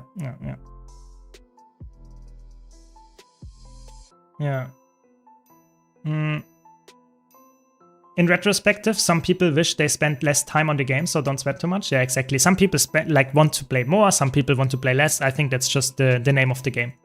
Yeah. A lot of days. I played the game for a long time, yeah, and have it for a long time. I did not play since launch. I started after launch at this point. Yeah. That is true. A long time. But I mean, you know, it's a great game, and that just is really like, if you're a new player and listening here to chat, I'm still enjoying the game. Of course, you could say I'm addicted to the game, but I think the game is also just an awesome game with its horizontal progression and stuff like that. I think it's just such a good game. So if you're on the fence, if you want to purchase any expansion, this just proves how good this game is. If a veteran can play it for almost 5,000 days, you can see how good this game is, like how fun it can be. So if you like on the fence, now is such a good time to jump in because we have the sales going on. We have 40% off of like some of the things. We have 50% off of, for example, the first few expansions, which is huge. Even 70% off of the Living World seasons. So it's like huge time to jump in. Even the latest expansion, which is, so to say, typically not on sale, is now on sale for 35% off. So it's like really good time to jump in. And you can of course use my referral link down below, _buy in the Twitch chat as well, if you want to support my channel for free. But it's just really, it's a good time to jump in, and it's only lasting for today. Like, it was starting on Friday, and now is the last day that it is up. So yeah, definitely a really good time to jump in and purchase any expansion. Goes of course for returning players as well. It's just a really good time to get into the game with the hype, with the Hall of Monuments coming up. Such a good time to go back into the game. Yeah. The game is addicted to Syrma? I mean, I hope so. Yeah, what did you play before Guild Wars 2? Not really. I played a lot of things on and off. I did not really play anything like big major game or something. I played a lot of other smaller games. I still do on and off other games, but I did never like play any game to that extent that I played Guild Wars 2. Yeah. But 700 hours is already good, Loco. You know, it's still like you have still a big chunk of time in the game that you hopefully enjoyed. Yeah. Sometimes the drops take a while, Rubus. Sometimes they take a while. Yeah, it's probably the best time to buy the expansions. Yeah, good point, good point. Yeah, I think it will never get cheaper. Like, and it's also like a good time to jump into the game with like Guild Wars 3 being on the horizon and Hall of Monuments and just a lot of people enjoying the new player experience at the same time. The playtime command is /h. /h. Yeah. In your evoker rotation, do you use hair active on cooldown? Does it matter? Attunement? Yes. So it's essentially the attunement doesn't matter, and you spam that typically off cooldown because there are two things to consider. First of all, you want to always keep your hair charging, which is always charged by using weapon skills. So you just want to use it as soon as you have it, so that your weapon skills that you then press after that are instantly recharging the hair again. There's only one exception to this rule, which is that if you use the empowered evoker pet skill, yeah, if you use the empowered version has a cast time and has a animation time. So the animation time is like 1 to 2 seconds where the hair jumps around. If you press the non-empowered, the basic version, while the empowered version is still going, it completely disappears. So that means that you lose damage. So that's the only time where you don't want to use Zap off cooldown if you have the empowered Zap. But other than that, yeah, you use it off cooldown. Hope that makes sense. If not, just ask again. I will try to repeat it and try to make it more clear. Yeah. Yeah, so that should help. I still have more hours in Guild Wars 1 than in Guild Wars 2. Wow, that's impressive. I mean, I guess you love Guild Wars 1 even more. That's good. I mean, that's fine. It's a different game and it's a great game as well on its own terms. Yeah, I think that's good. That's great.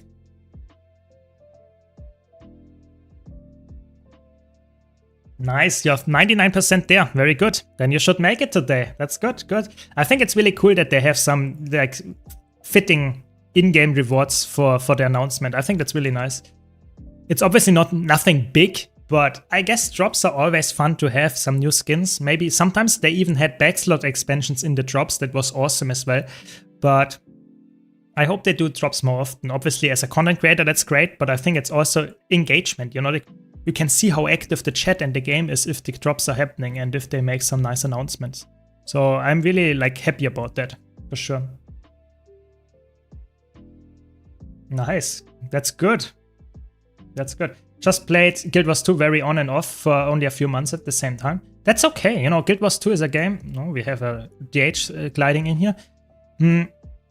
Oh, that was last second teleport, my friend. Yeah, I think it's like Guild Wars 2 is a game because of its horizontal progression, because of its subscription, like non-subscription fee that you have. It is a game that is very easy to play on and off whenever you feel like it. And I think that's a big selling point of the game. And I have to be honest, we don't have any proof of that, but I think Guild Wars 3 will have the same selling point. They will probably go with the same business model they are doing with Guild Wars 2. Because this is such a unique part of the game, of the franchise, that you can just buy the expansions, buy the core game, and go and play whenever you want. You are not forced to play for hours each month to make value out of your money that you spent. You can come back at any time and you get value for your time. And I think that's great. I think that's awesome. And I hope they do that. Yeah. I'm considering getting all the expansions on Steam. On Steam, it's, I think, 20% off. Yeah. I think Steam is always, the numbers are a bit different, sadly, but I think the Steam numbers are still worthwhile getting. 20% off is still a good chunk of money that you save there. It's obviously not as good as the 50% that you can get from the Elder Dragon Saga currently on the normal client, but I guess you take what you can get. Yeah. Agree, when you got a sub and you don't do the content, you feel like you lost money. And maybe that's just me and you, but I think that's like what a lot of people think when they think about like spending money on a game. You want to get value for it. And if you spend money on a sub and then you don't play or don't have the energy or time to do so, I think that is pretty painful. Like that feels like mentally I'm feeling always pretty like exhausted by doing that. And that's why Guild Wars 2 is so little taxing. You can play whenever you want, you can come back and you don't feel any pressure, you know. I don't feel pressure to do my dailies and weeklies to get the best gear just to make value out of the sub or anything. I can just come back and play whenever I want, you know. Obviously I'm a content creator, for me it's maybe a little bit different, but for someone that actually just enjoys the game and does it in their spare time, yeah, I think that's the beauty of the game. And that's why so many people started playing it in 2012, and I think that's why so many people still like to play it. Yeah, for sure. Can Guild Wars 3 be purchased on its own without Steam? Yes. So right now, Guild Wars 3 is not purchasable at all. Like, you cannot pre-order it yet. But as soon as it will be pre-orderable, I think it will be, you can either purchase it on Steam, or you can purchase it probably with the standalone ArenaNet client. That is very likely, yeah. The beauty of this game is that the only substantial difference between players is 100 to 200 hours and 10 to 15,000 hours in the legendary gear and maybe some exclusive skins. Yeah, but it's just skins and it's just experience. It's not essentially like any, like, you can beat me in a 1-on-1 if you wanted to. I don't have better gear than a player that just started playing like 2 weeks ago. You can beat me in a 1-on-1. Even if you go in PvP, you will probably win your 1-on-1 if you just are a skilled player at a certain class. That's the cool part. And that is just not the case in a lot of other MMOs. They typically focus on vertical progression, which is not necessarily a bad thing, but that is definitely something that is like worth considering for new players to start with. Yeah, for sure. Would they reveal gameplay of Guild Wars 3 on Tuesday, or would they keep teasing us? So my guess is, and I'm really open here, my guess is that they will tease us on Tuesday with like some more questions, some answers in terms of like how Guild Wars 2, Guild Wars 1 even, will be continuously being developed while Guild Wars 3 is going, and will probably end this podcast or something with a teaser of Guild Wars 3. I think they might want to drop some news today or tomorrow in terms of like the setting and the lore of Guild Wars 3, And then they will probably continue to give us news snippets and reveals every week or so. That is my guess of it. Yeah. So we have to see what is actually the news and if we get some, but that's my guess. Yeah. Yeah. If I calculate money per hour played, even having bought every single expansion in Guild Wars 1 and 2, it's still extremely cheap. Exactly, that's a good point, Coast. I think it's like, if you, like, I spent some money on buying the expansions because I always bought them when they came out, which is always the most expensive time to buy Guild Wars 2's expansions. But I've never spent money on gems for gold and stuff like that. So that means that all my time I spend in Guild Wars 2 is for the expansions. I only purchased the expansions and I got like 15,000 hours almost out of it. If you calculate the amount of gold or amount of money that I spent on the hours there, it's insanely low. If you look like how much money you spend per hour on watching a movie in a cinema, or if you spend like money on, I don't know, doing sports in a gym, it's like worlds apart. It's insane. Of course, you have to calculate the electric cost and your PC cost in there. But even then, it's not worth it. It's crazy to talk about it. It's still insanely valuable and insanely like crazy how valuable the purchases are. Yeah. I have a guild. If you want to join the guild, you can write me your account name. Either write it in my Discord server or you write it in-game. And I can put you in the guild as well. We have a community guild. I want to buy Guild Wars 2 with your referral code, but I can't find it. If I write Syrma and promo code, it will be okay. No, so Brave Croissant, it works like that. You can type !buy or just someone puts it here in chat. If you use this link, you will get to the Guild Wars 2 official shop. And then if you purchase anything from there, I will get, so to say, some support. Yeah, so you have to use that link, exactly this link that we posted in chat. And if you use that, you can support me for no additional cost. That's how it works. That's not a specific promo code or anything. The sales are happening for everybody. But if you want to support me, you can use my referral link and that will support me in the long run. Thanks for posting a proximity. Yeah. Yeah, and the Discord, you can join my Discord and you can get invites from anytime if you write in the Discord chat if you want to get into the guild, or you can just write here in chat and I will invite you. The guild is currently only on you. Yes. Just started Holosmith to try as I never seen one. Huge fan. Yeah, it's really fun. Holosmith is such a fun class. I think it's like after Scrapper my most like played engineer spec. It's really fun and really fun to learn as well. So yeah, if you are reading this, hearing this, definitely like, yeah, for sure give it a try. Holosmith is great.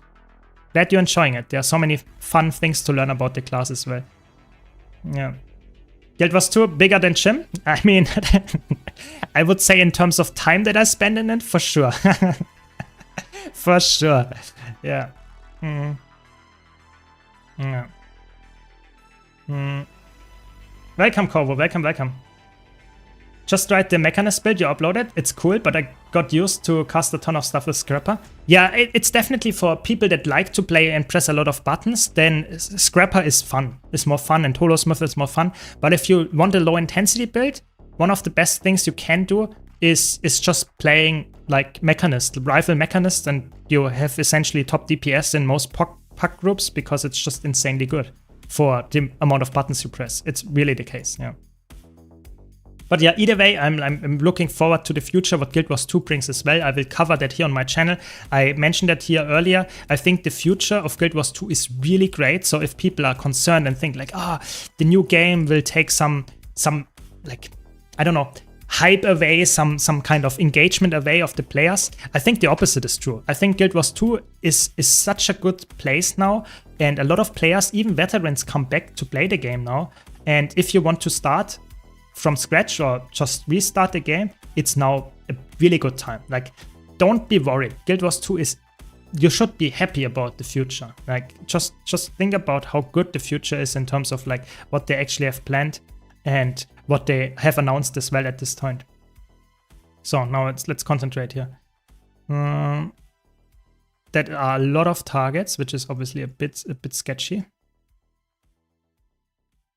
We have to focus the Willbender first.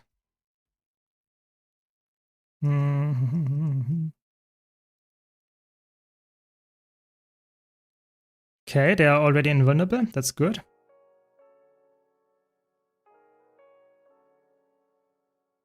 The targets is always like a bit sketchy. Okay.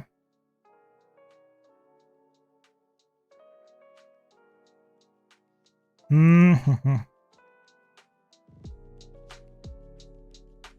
have to kill one after the other. Okay, the Willbender's running away. That's good. Because, you know, so many targets means that my attacks are spread and I cannot easily select everything, and I might also get blinded and stuff from the mobs. So it's always very scary to fight in an enemy camp and have a one-on-one or something like that in the meantime. That's why kiting is here so important, but I think it worked. Maybe the Willbender comes back after resustaining, but for now, looks good, looks good. So you need, for inviting into the guild, you need to send me your account name. So this number here, like your number and your account name in the game. This is this thing that I need to invite you. The display name would also work, but of course that's like sometimes a bit like weird. So the account number is typically the best. Yeah, I think like even in my chat, in my YouTube comments, I heard so many people coming back because it's just a great time. Because like people are hyped about the new game, but we also get new content and even like old content being updated and veterans playing the old content again, that there's almost no reason to say Guild Wars 2 will be dying. Guild Wars 2 is not dying. Guild Wars 2 is more alive and more thriving than ever. So that's why so many people are coming back, and we have proof of that here in chat. We have that all the time. We see that with other people, with friends coming back. It's just great. Yeah, great time. For sure. It's only on you, the guild, yes, for now. Nice, you sent me a whisper, very good. Then you will get the invite. There we go. You are in the guild now.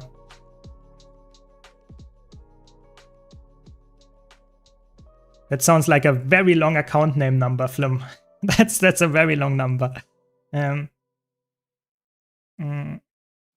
I'm more concerned about the market and if it will end up like Guild Wars 1 when people stop playing with things like Black Dye, for example, becoming extremely expensive, around 8 hectares. Yeah, so that is a concern that is valid. I would definitely see that as a valid concern, that Guild Wars 2, if the player base decreases when Guild Wars 3 comes out, which is like in 1.5 to 2 years, so still a long time away, but that is a valid concern. That there will be a time where the player base drops, could happen, and you have a different market swing. But I think it will never be as bad as in Guild Wars 1. I think you might have some supply and demand changes, but that's normal for a normal like environment, market situation, whatever.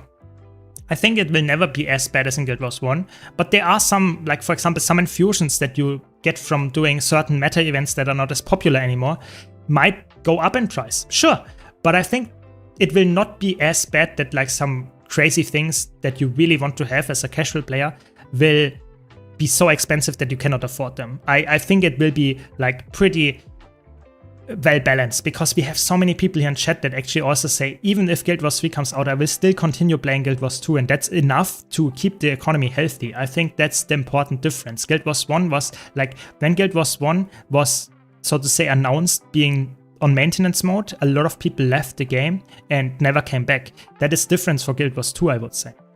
Now it's a bit different, of course, with Guild Wars 1 Reforged, but still.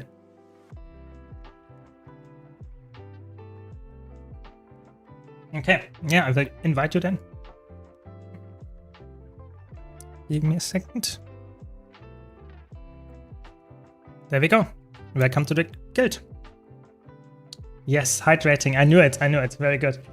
But yeah, this is really important to keep in mind. That like economy, I cannot talk about how the economy evolves in the next 10 years, in the next 5 years, in the next year even. I don't know the Guild Wars 2 community, how it evolves, but I would guess that it's pretty stable. And even if there will be some changes to the economy, and people will not, for example, I don't know, for whatever reason, let's imagine you need a lot of Ectos for the new Legendary, and you cannot farm certain events that easily anymore and the Ecto prices skyrocket.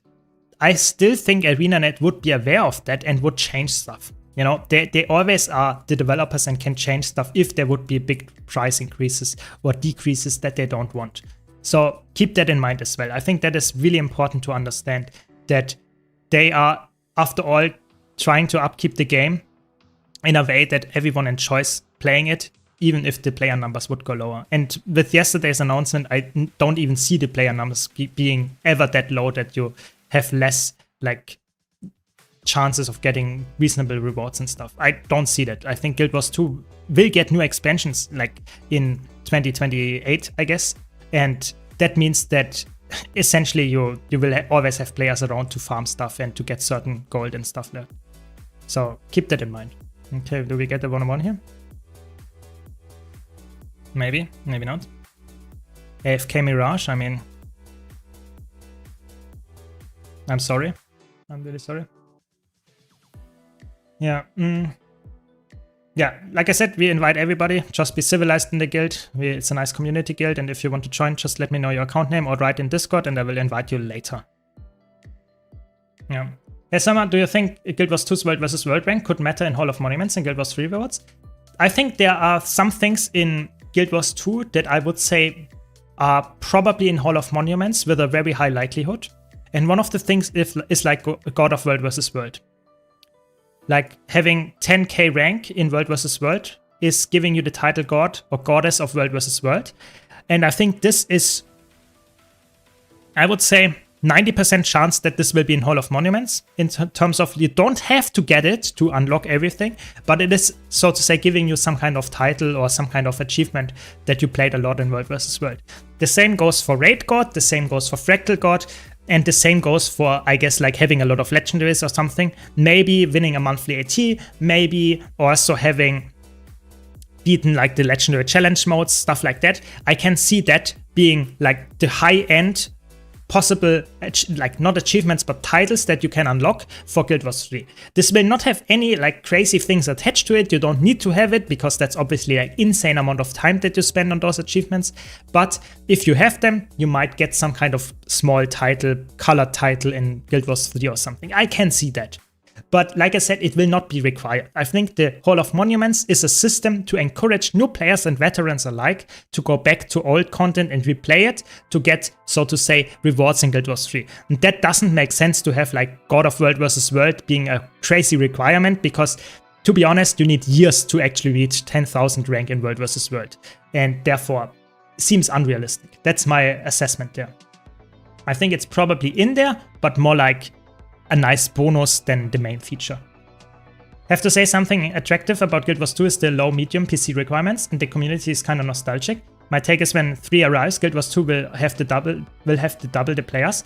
You mean double the players than they have now, or do you mean double the players than Guild Wars 3? Because both of the things are like possible. I would say the player numbers of Guild Wars 2 will probably increase over the course of time, still to this day, until Guild Wars 3 launches. And I think when Guild Wars 3 launches, you will see a big chunk of the community trying Guild Wars 3, but you still have a big chunk of players playing Guild Wars 2. And I think after the first couple of months after Guild Wars 3 is out, you have a huge amount of players playing Guild Wars 3, like way more than Guild Wars 2. But you will also have a lot of players coming back to Guild Wars 2. That's just like the nature of things, I would say.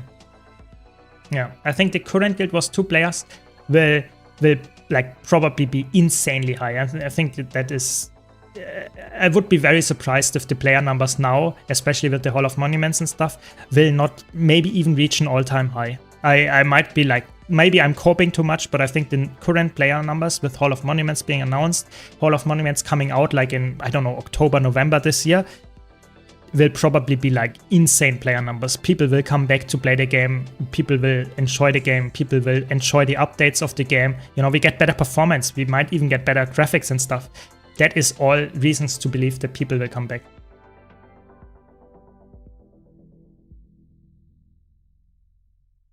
Yeah. Got any tips for a new player trying to start with Guild Wars?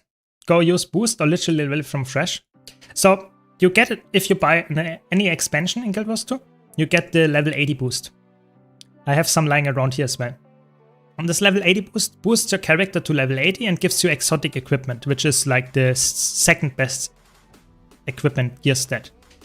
So I would say for the first character, for the first time, you should level your character normally. That is my recommendation as a veteran that did it myself multiple times. I think the first character you should level normally, enjoy the story, explore the maps, try out different classes, maybe even try out different skills while leveling. Just enjoy the journey. It's not a very long journey, it's not a very hard journey, but you will learn a lot about the game. And then if you want to play a different character after you level to level 80, your first one, you can use the level 80 boost to level this character. This is my recommended way to do it. Because everything else, in my opinion, is like you forcing to get to the end game, which can be okay. For some people, that's exactly what you want.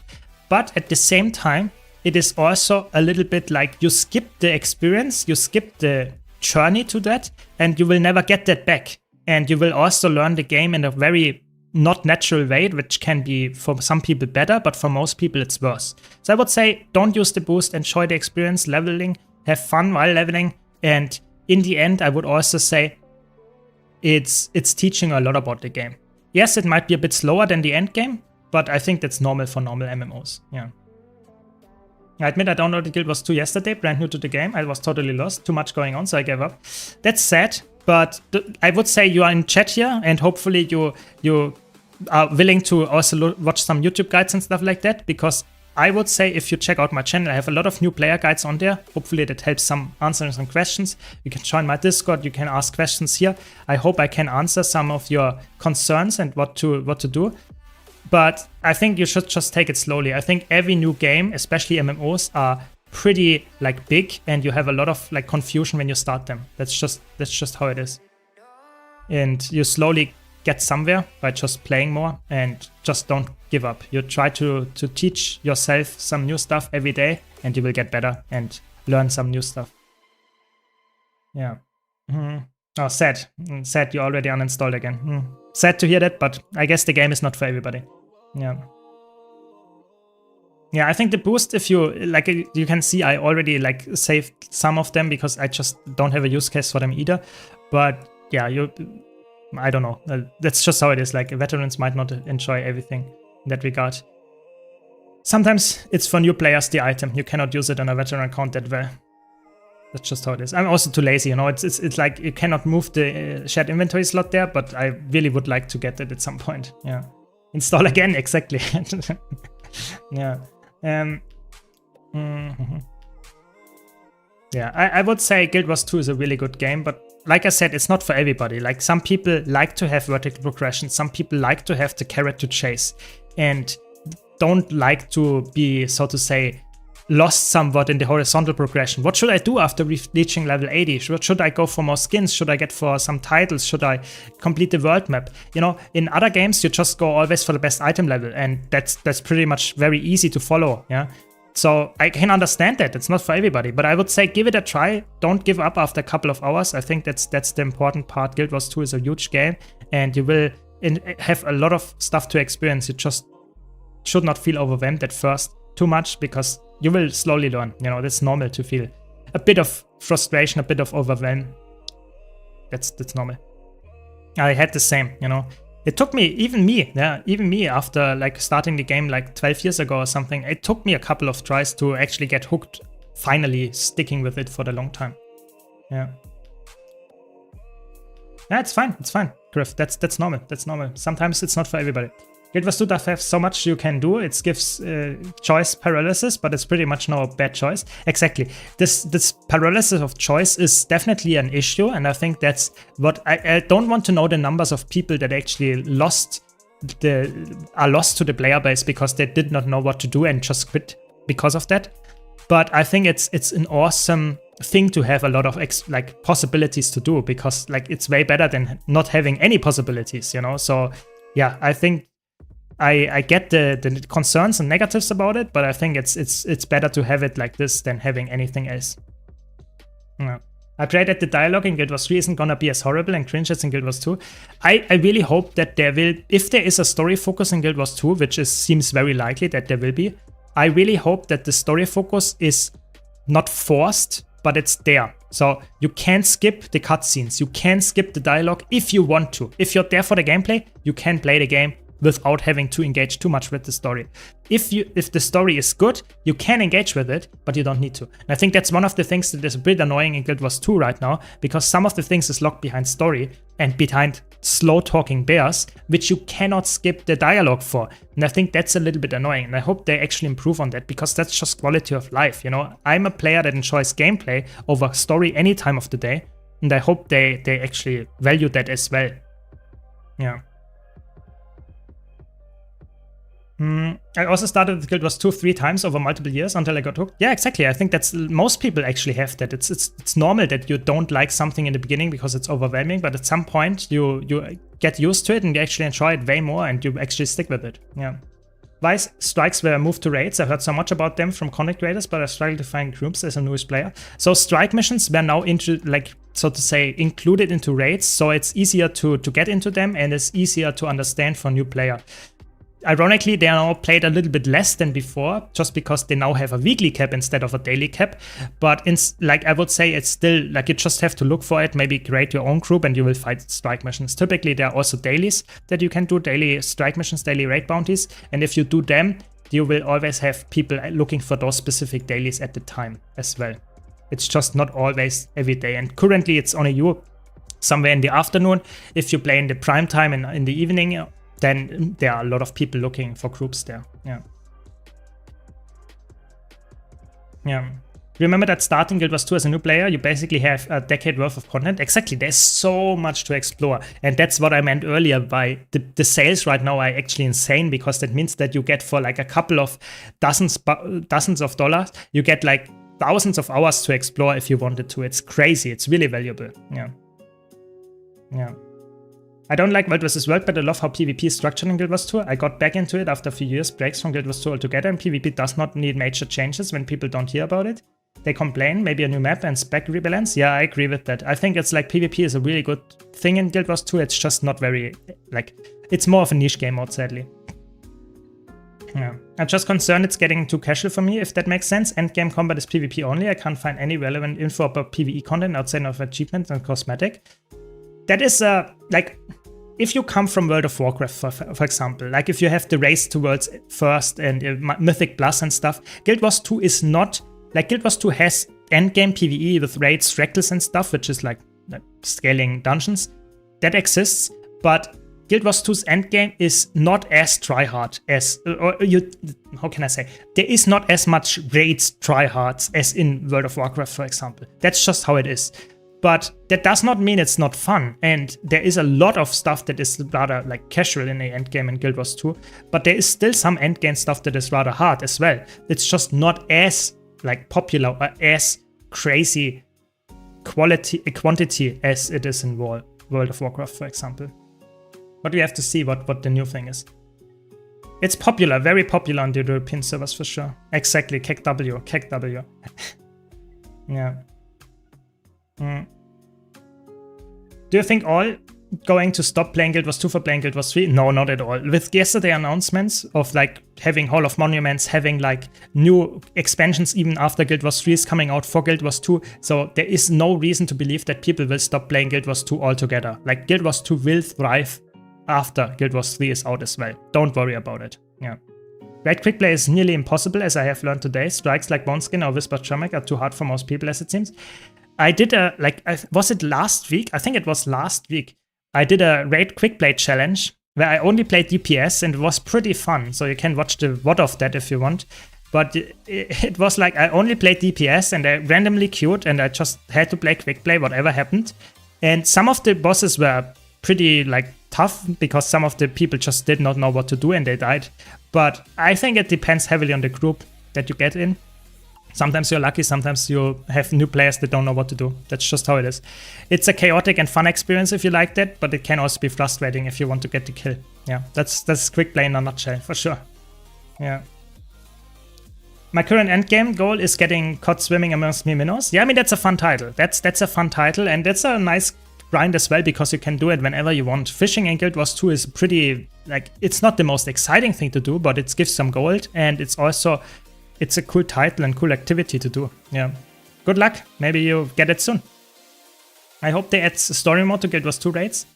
Yeah, I mean, they tried with quick play to some extent, but on the other side of the coin is like, quick play is not perfect in its current iteration. So it's an easy mode, yes, but it's not really like a story mode, and there are not even all the raids in there. So it's like, or any raids, if you look at the classic raids, it's more like strike missions. So I don't know. I think that's somewhat of like, I wouldn't say concern, but I hope they iterate on that in the future as well.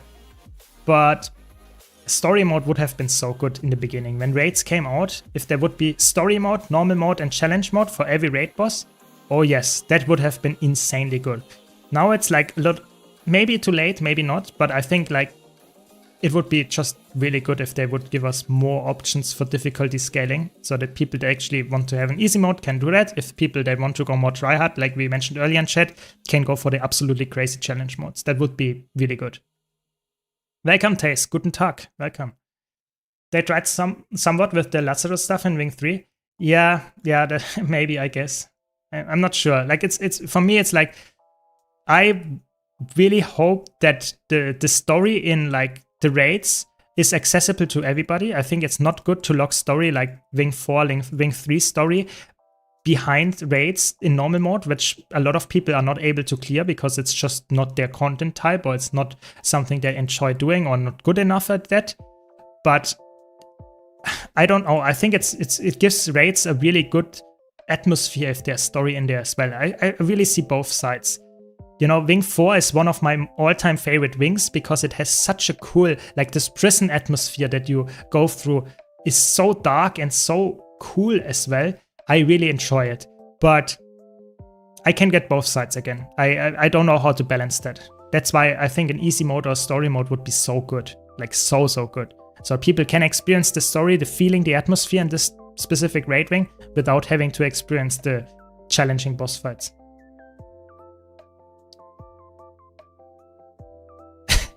What is that? Is this guy really like, did they really do like 93% of the gate just by auto attacking? No way. That takes like 2 hours. Nah, it can't be. It can't be. Let's help them, you know.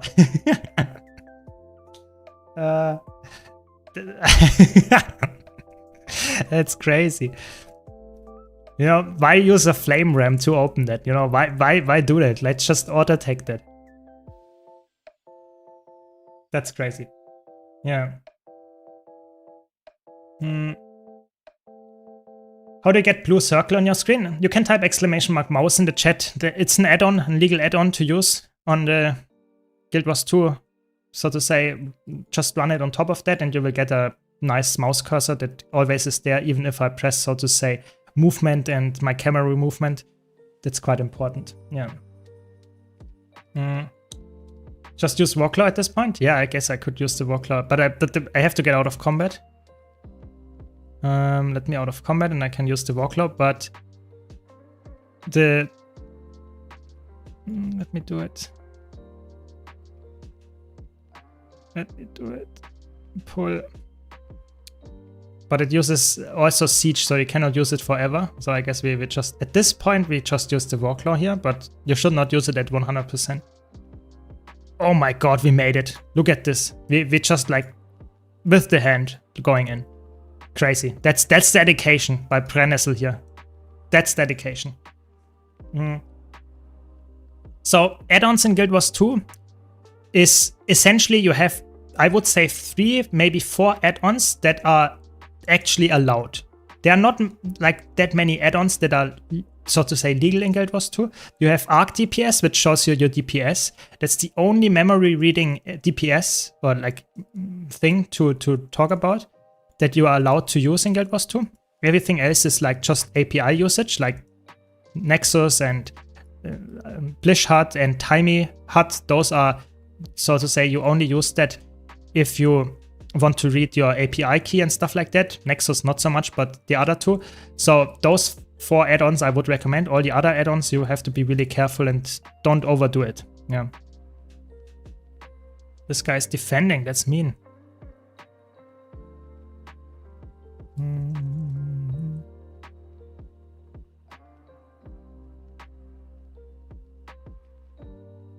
Okay.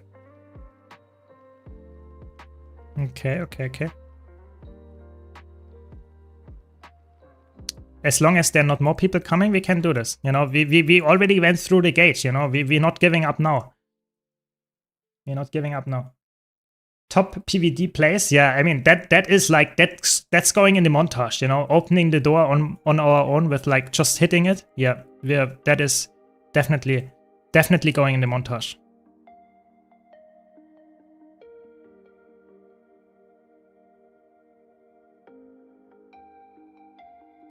Oh my god. I think we got him here. Oh my god, full shroud. That's annoying.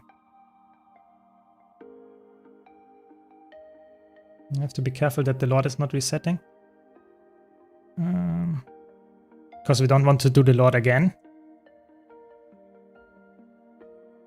Sometimes Sakiro's relic would have been better, so I have more healing.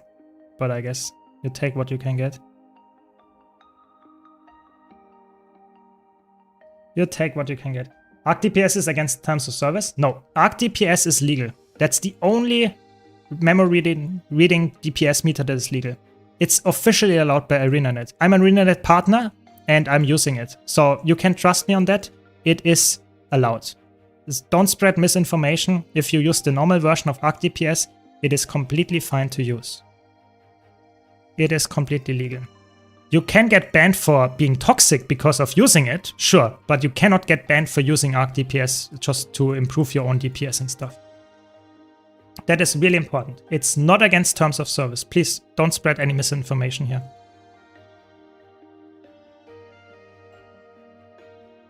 Really important to note. Oh my god, we might actually... How many people are here now? Like, too many people here?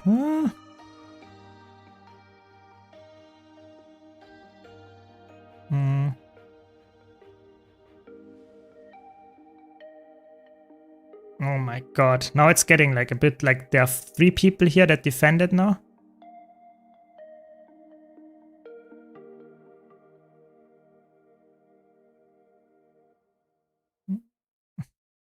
No. There are too many. No. That's sad. Let's die. Let's just die, you know. Let's reset. So sad. What class would you play first if Guild Wars 3 classes are similar like Guild Wars 2? I would play Mesmer. I think Mesmer is such a unique class, I would instantly go Mesmer. But I'm not sure if there will be classes, how the classes will look like in Guild Wars 3, so I just will take it from there. We will have to see. Yeah, you're correct. If you read the terms of service, it's against the terms of service. But they officially have like said Arc DPS is okay. So yes, you're correct in terms of like raw, like if you read it literally and don't know anything about it, yes, the terms of service exclude any add-ons like that, but Arc DPS is the only exception to that rule. I hope they add more fractals and raids to quick play after Visions of Eternity. I hope so too. I think that is a really good time to add that, because it's obviously like you have the core update or something, however it's called, with House of Monuments coming. I think it's a good time to add some more fractals and raids in quick play for sure. Yeah. But who knows? Who knows? Yeah. I could have survived longer, sure. I agree. I did not play that perfectly, but you know, what can I say? You know, I'm not the best Guild Wars 2 gamer, as you might have imagined by watching me here right now, but I think like the problem is I wanted to keep the Lord active as well. You know, the Lord was at 50% or something, so I did not want to lose like the 50% progress here. So that's why I rather played it a bit safer, and it took up more damage than I needed to.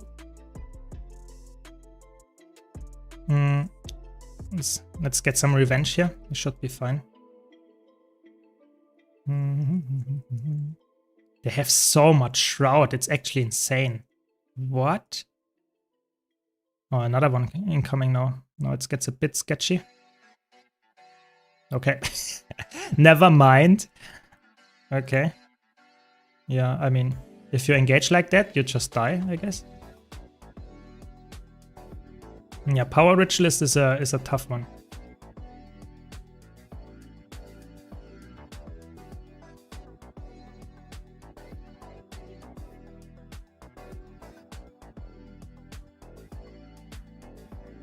Nice, that was a good invulnerability.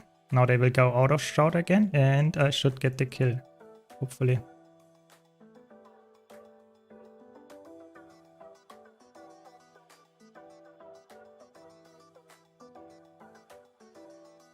Yeah, I mean, it's a nice 1-on-1 if I get my abilities to actually stick.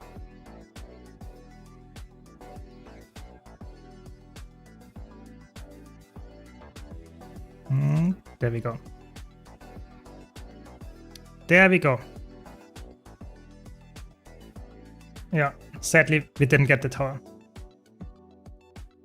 Hey, Syrma, if you could ask questions about Guild Wars 3 to arena devs, what would you ask? I mean, I would probably, my list would be 10 pages long. But what would be one of the questions that I would actually ask first?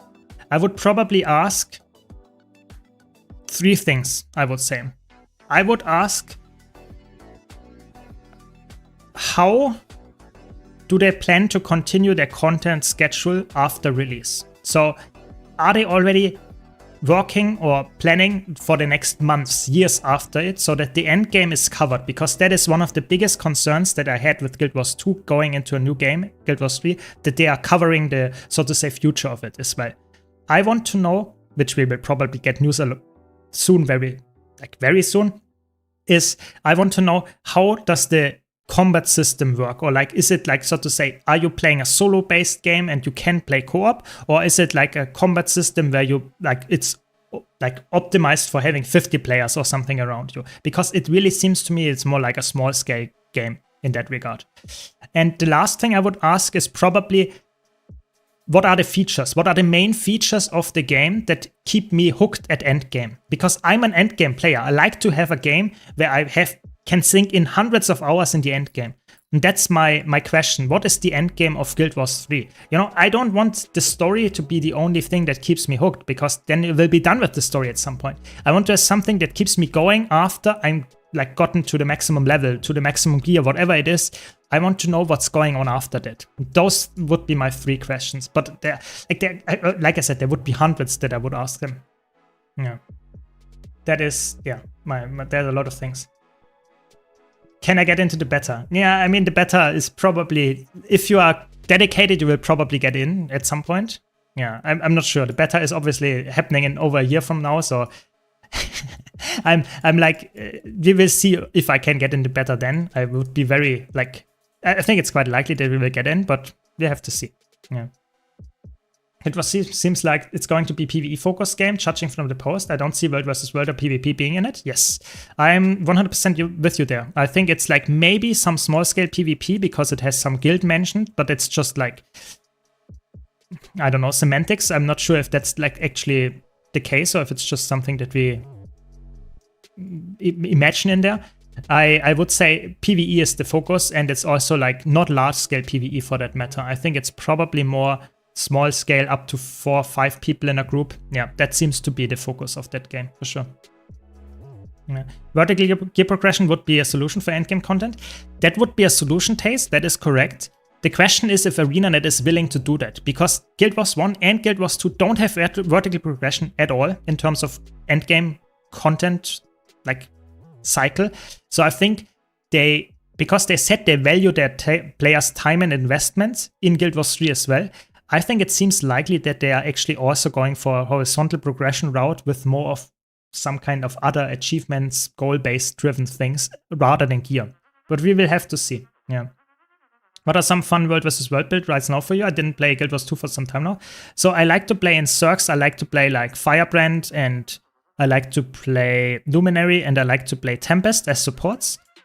I like to play Evoker, as you can see here, for roaming, and I like to play Harbinger for roaming. Those are like my top builds right now for me to play. Yeah. Is it going to be something like Guild Wars 1? Maybe. I think they said in the video, I cannot quote it directly, but I'm paraphrasing here. They said Guild Wars 1, Guild Wars 2, and Guild Wars 3 will be going in tandem, and they are all very different games from each other. So what does that exactly mean? We will have to see. Yeah. Yeah, it could be a bit more like Monster Hunter. Yeah, for sure. I hope they give Guild Wars 3 a more Guild Wars style polish. I know it's alpha, but the trailer looked kind of generic. The character on the mount easily could have been a high guard character. Yeah, I think they are working on stuff like that for sure. I think the trailer is looking good, but I can see your argument where you're getting it from for sure. Yeah, I was thinking, how big is ore to support an entire new game? I think the ore is probably a thing, and you can probably explore quite a lot of ore. Especially with all the movement, you will probably explore all of ore in the core game. But in expansions, I can see us traveling to other things. Maybe even to, like, I don't know what we know. You know, it could be in the mists as well, with the gourds being somewhat of the center of the lore as well. It could be like we're traveling to the mists and doing stuff there as well. It's after all Guild Wars, still the franchise. So we don't know. I think there is a lot of stuff to explore. Yeah. Yeah. Much love back to Italy. Thanks, No Name Found. Appreciate it. Appreciate it. Yes, I'm fine, Patricia. Thanks. Thanks. Running out of things to hydrate from, so that's good. Lore-wise, ore is way larger. Guild Wars 2 ore is mostly submerged too. That is true. Good point. Good point. So I guess they can make it just bigger. You know, if you look at the map, like look at the Heart of the Mist map or whatever it's called, the Mist War maps. You could say that this is, so to say, like imagine that this is one map in Guild Wars 2 and this is the normal size. But at the same time, you could say that the same map is covering the same amount of ground in Guild Wars 3, but the actual explorable area is like 4 times the amount. Why not? They could just say that the bay here is like 4 times the amount of size in Guild Wars 3, and you just need longer to explore it, need longer to move through it, have different things to see there. So I think you could always, like, the scale could be different there as well, even if ore is the only targeted area. Yeah. Keep that in mind. Keep that in mind. Yeah. Fall of Abaddon, Grant replacing Doom as possible plot, I guess. Yeah, there's so much with the gods and, like, just human lore and ore lore to discover. It's awesome. I'm really looking forward to seeing what's going on. Yeah. One thing is for sure, it's not going to be like the generic MMO type of game where we can see other players in the map, but I would keep the meta events. This is something that Guild Wars 2 is very well known to have. Yeah, I'm not sure. Like I said, it will be a different game. So yes, you are correct. Guild Wars 2 is very known for its open world meta events and stuff like that. But maybe that's exactly the point why they don't include it in Guild Wars 3, because they want to have a different selling point for Guild Wars 3, so that people still play Guild Wars 2 if they are willing to, for example, play only open world and stuff like that, only meta events. I don't know. It could be in both directions. I really don't know. Exactly, size is symbolic. That's what I meant. Thanks for putting it like very shortly and concisely. I like it. Yeah. I bet the map will be partly reimagined too. Yeah, I think it's really important that it should be a standalone game. I think the more you make, so to say, nostalgia the selling point of the new game, the less new players you attract. So you definitely want to make the new game very standalone. Like, yes, sure, it has the same lore and stuff like Guild Wars 2, but it has a completely different playstyle, a different vibe to it. Maybe even a different, like, the ore setting could be like completely new, and new, like some players might not even recognize it in comparison to Guild Wars or Guild Wars 2's ore. Yeah, I think that is like a very high possibility there. And I think that's completely understandable as well. Like I said, they want to target a new audience, and you do so by making less nostalgia the selling point than actually the real good new game. That is really important to understand. I don't think it will be a battle royale game. That would be a big surprise. That would be a very big surprise.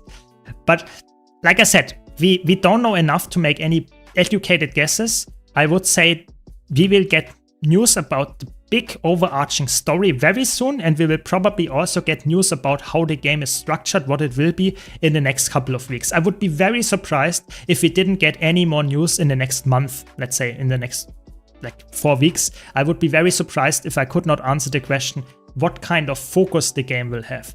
I don't see them telling us all the features, let's say all the races we can play, all the classes we can play, if there will be classes at all, stuff like that. I don't see that happening in the next month, everything all at once, but I see the big picture that they will tell us what kind of game it is, how the lore is actually set up and stuff like that. I think that is likely that we will get info on. Yeah. Yeah, it could be Souls-like. Who knows at this point? Yeah. Guild Wars 3 is set 1,000 years before Guild Wars 1. I expect that we don't recognize or at all. Yeah, and I think that would be a good thing. Yeah. Yeah, exactly. Before or sunk. Exactly. Yeah, it would be like, if it's a Souls-like multiplayer, who knows? That sounds like good to me as well. I would play that. Yeah. And you can also play in the meantime Guild Wars 2. And even if you want to play Evercold, that is a good option as well. You know, I think that's a really good, they have a good time schedule planned ahead of time. I'm pretty hyped with that, yeah. And I really hope, Coast, I'm with you there, that the movement feels like Warframe movement or even better than Warframe movement. I think that would be the best, the absolute best option there. Like 100%. If they would make the movement feel fun, engaging, fast-paced, while also being action combat in a fantasy world, I'm sold. That is already like enough for me. I don't even care about the story or any other features. If that's already it, I would be in. Yeah, that is my opinion there. Yeah, either way, I think that's the end of today's stream. It was really nice. I had blast talking to you. I hope you enjoyed it as well. Thanks for all your support. And yeah, either way, be sure to check out my YouTube channel if you haven't already. And if you want to purchase any expansions, of course, check out my referral link. Last day to do so. Awesome time to get into the game and purchase any expansion, of course. Yeah, thanks for watching. Thanks for your support. Wish you a very nice weekend. Yeah, just in general, take care and see you around. See you on the next stream, hopefully. Yeah, thanks a lot for watching. Bye.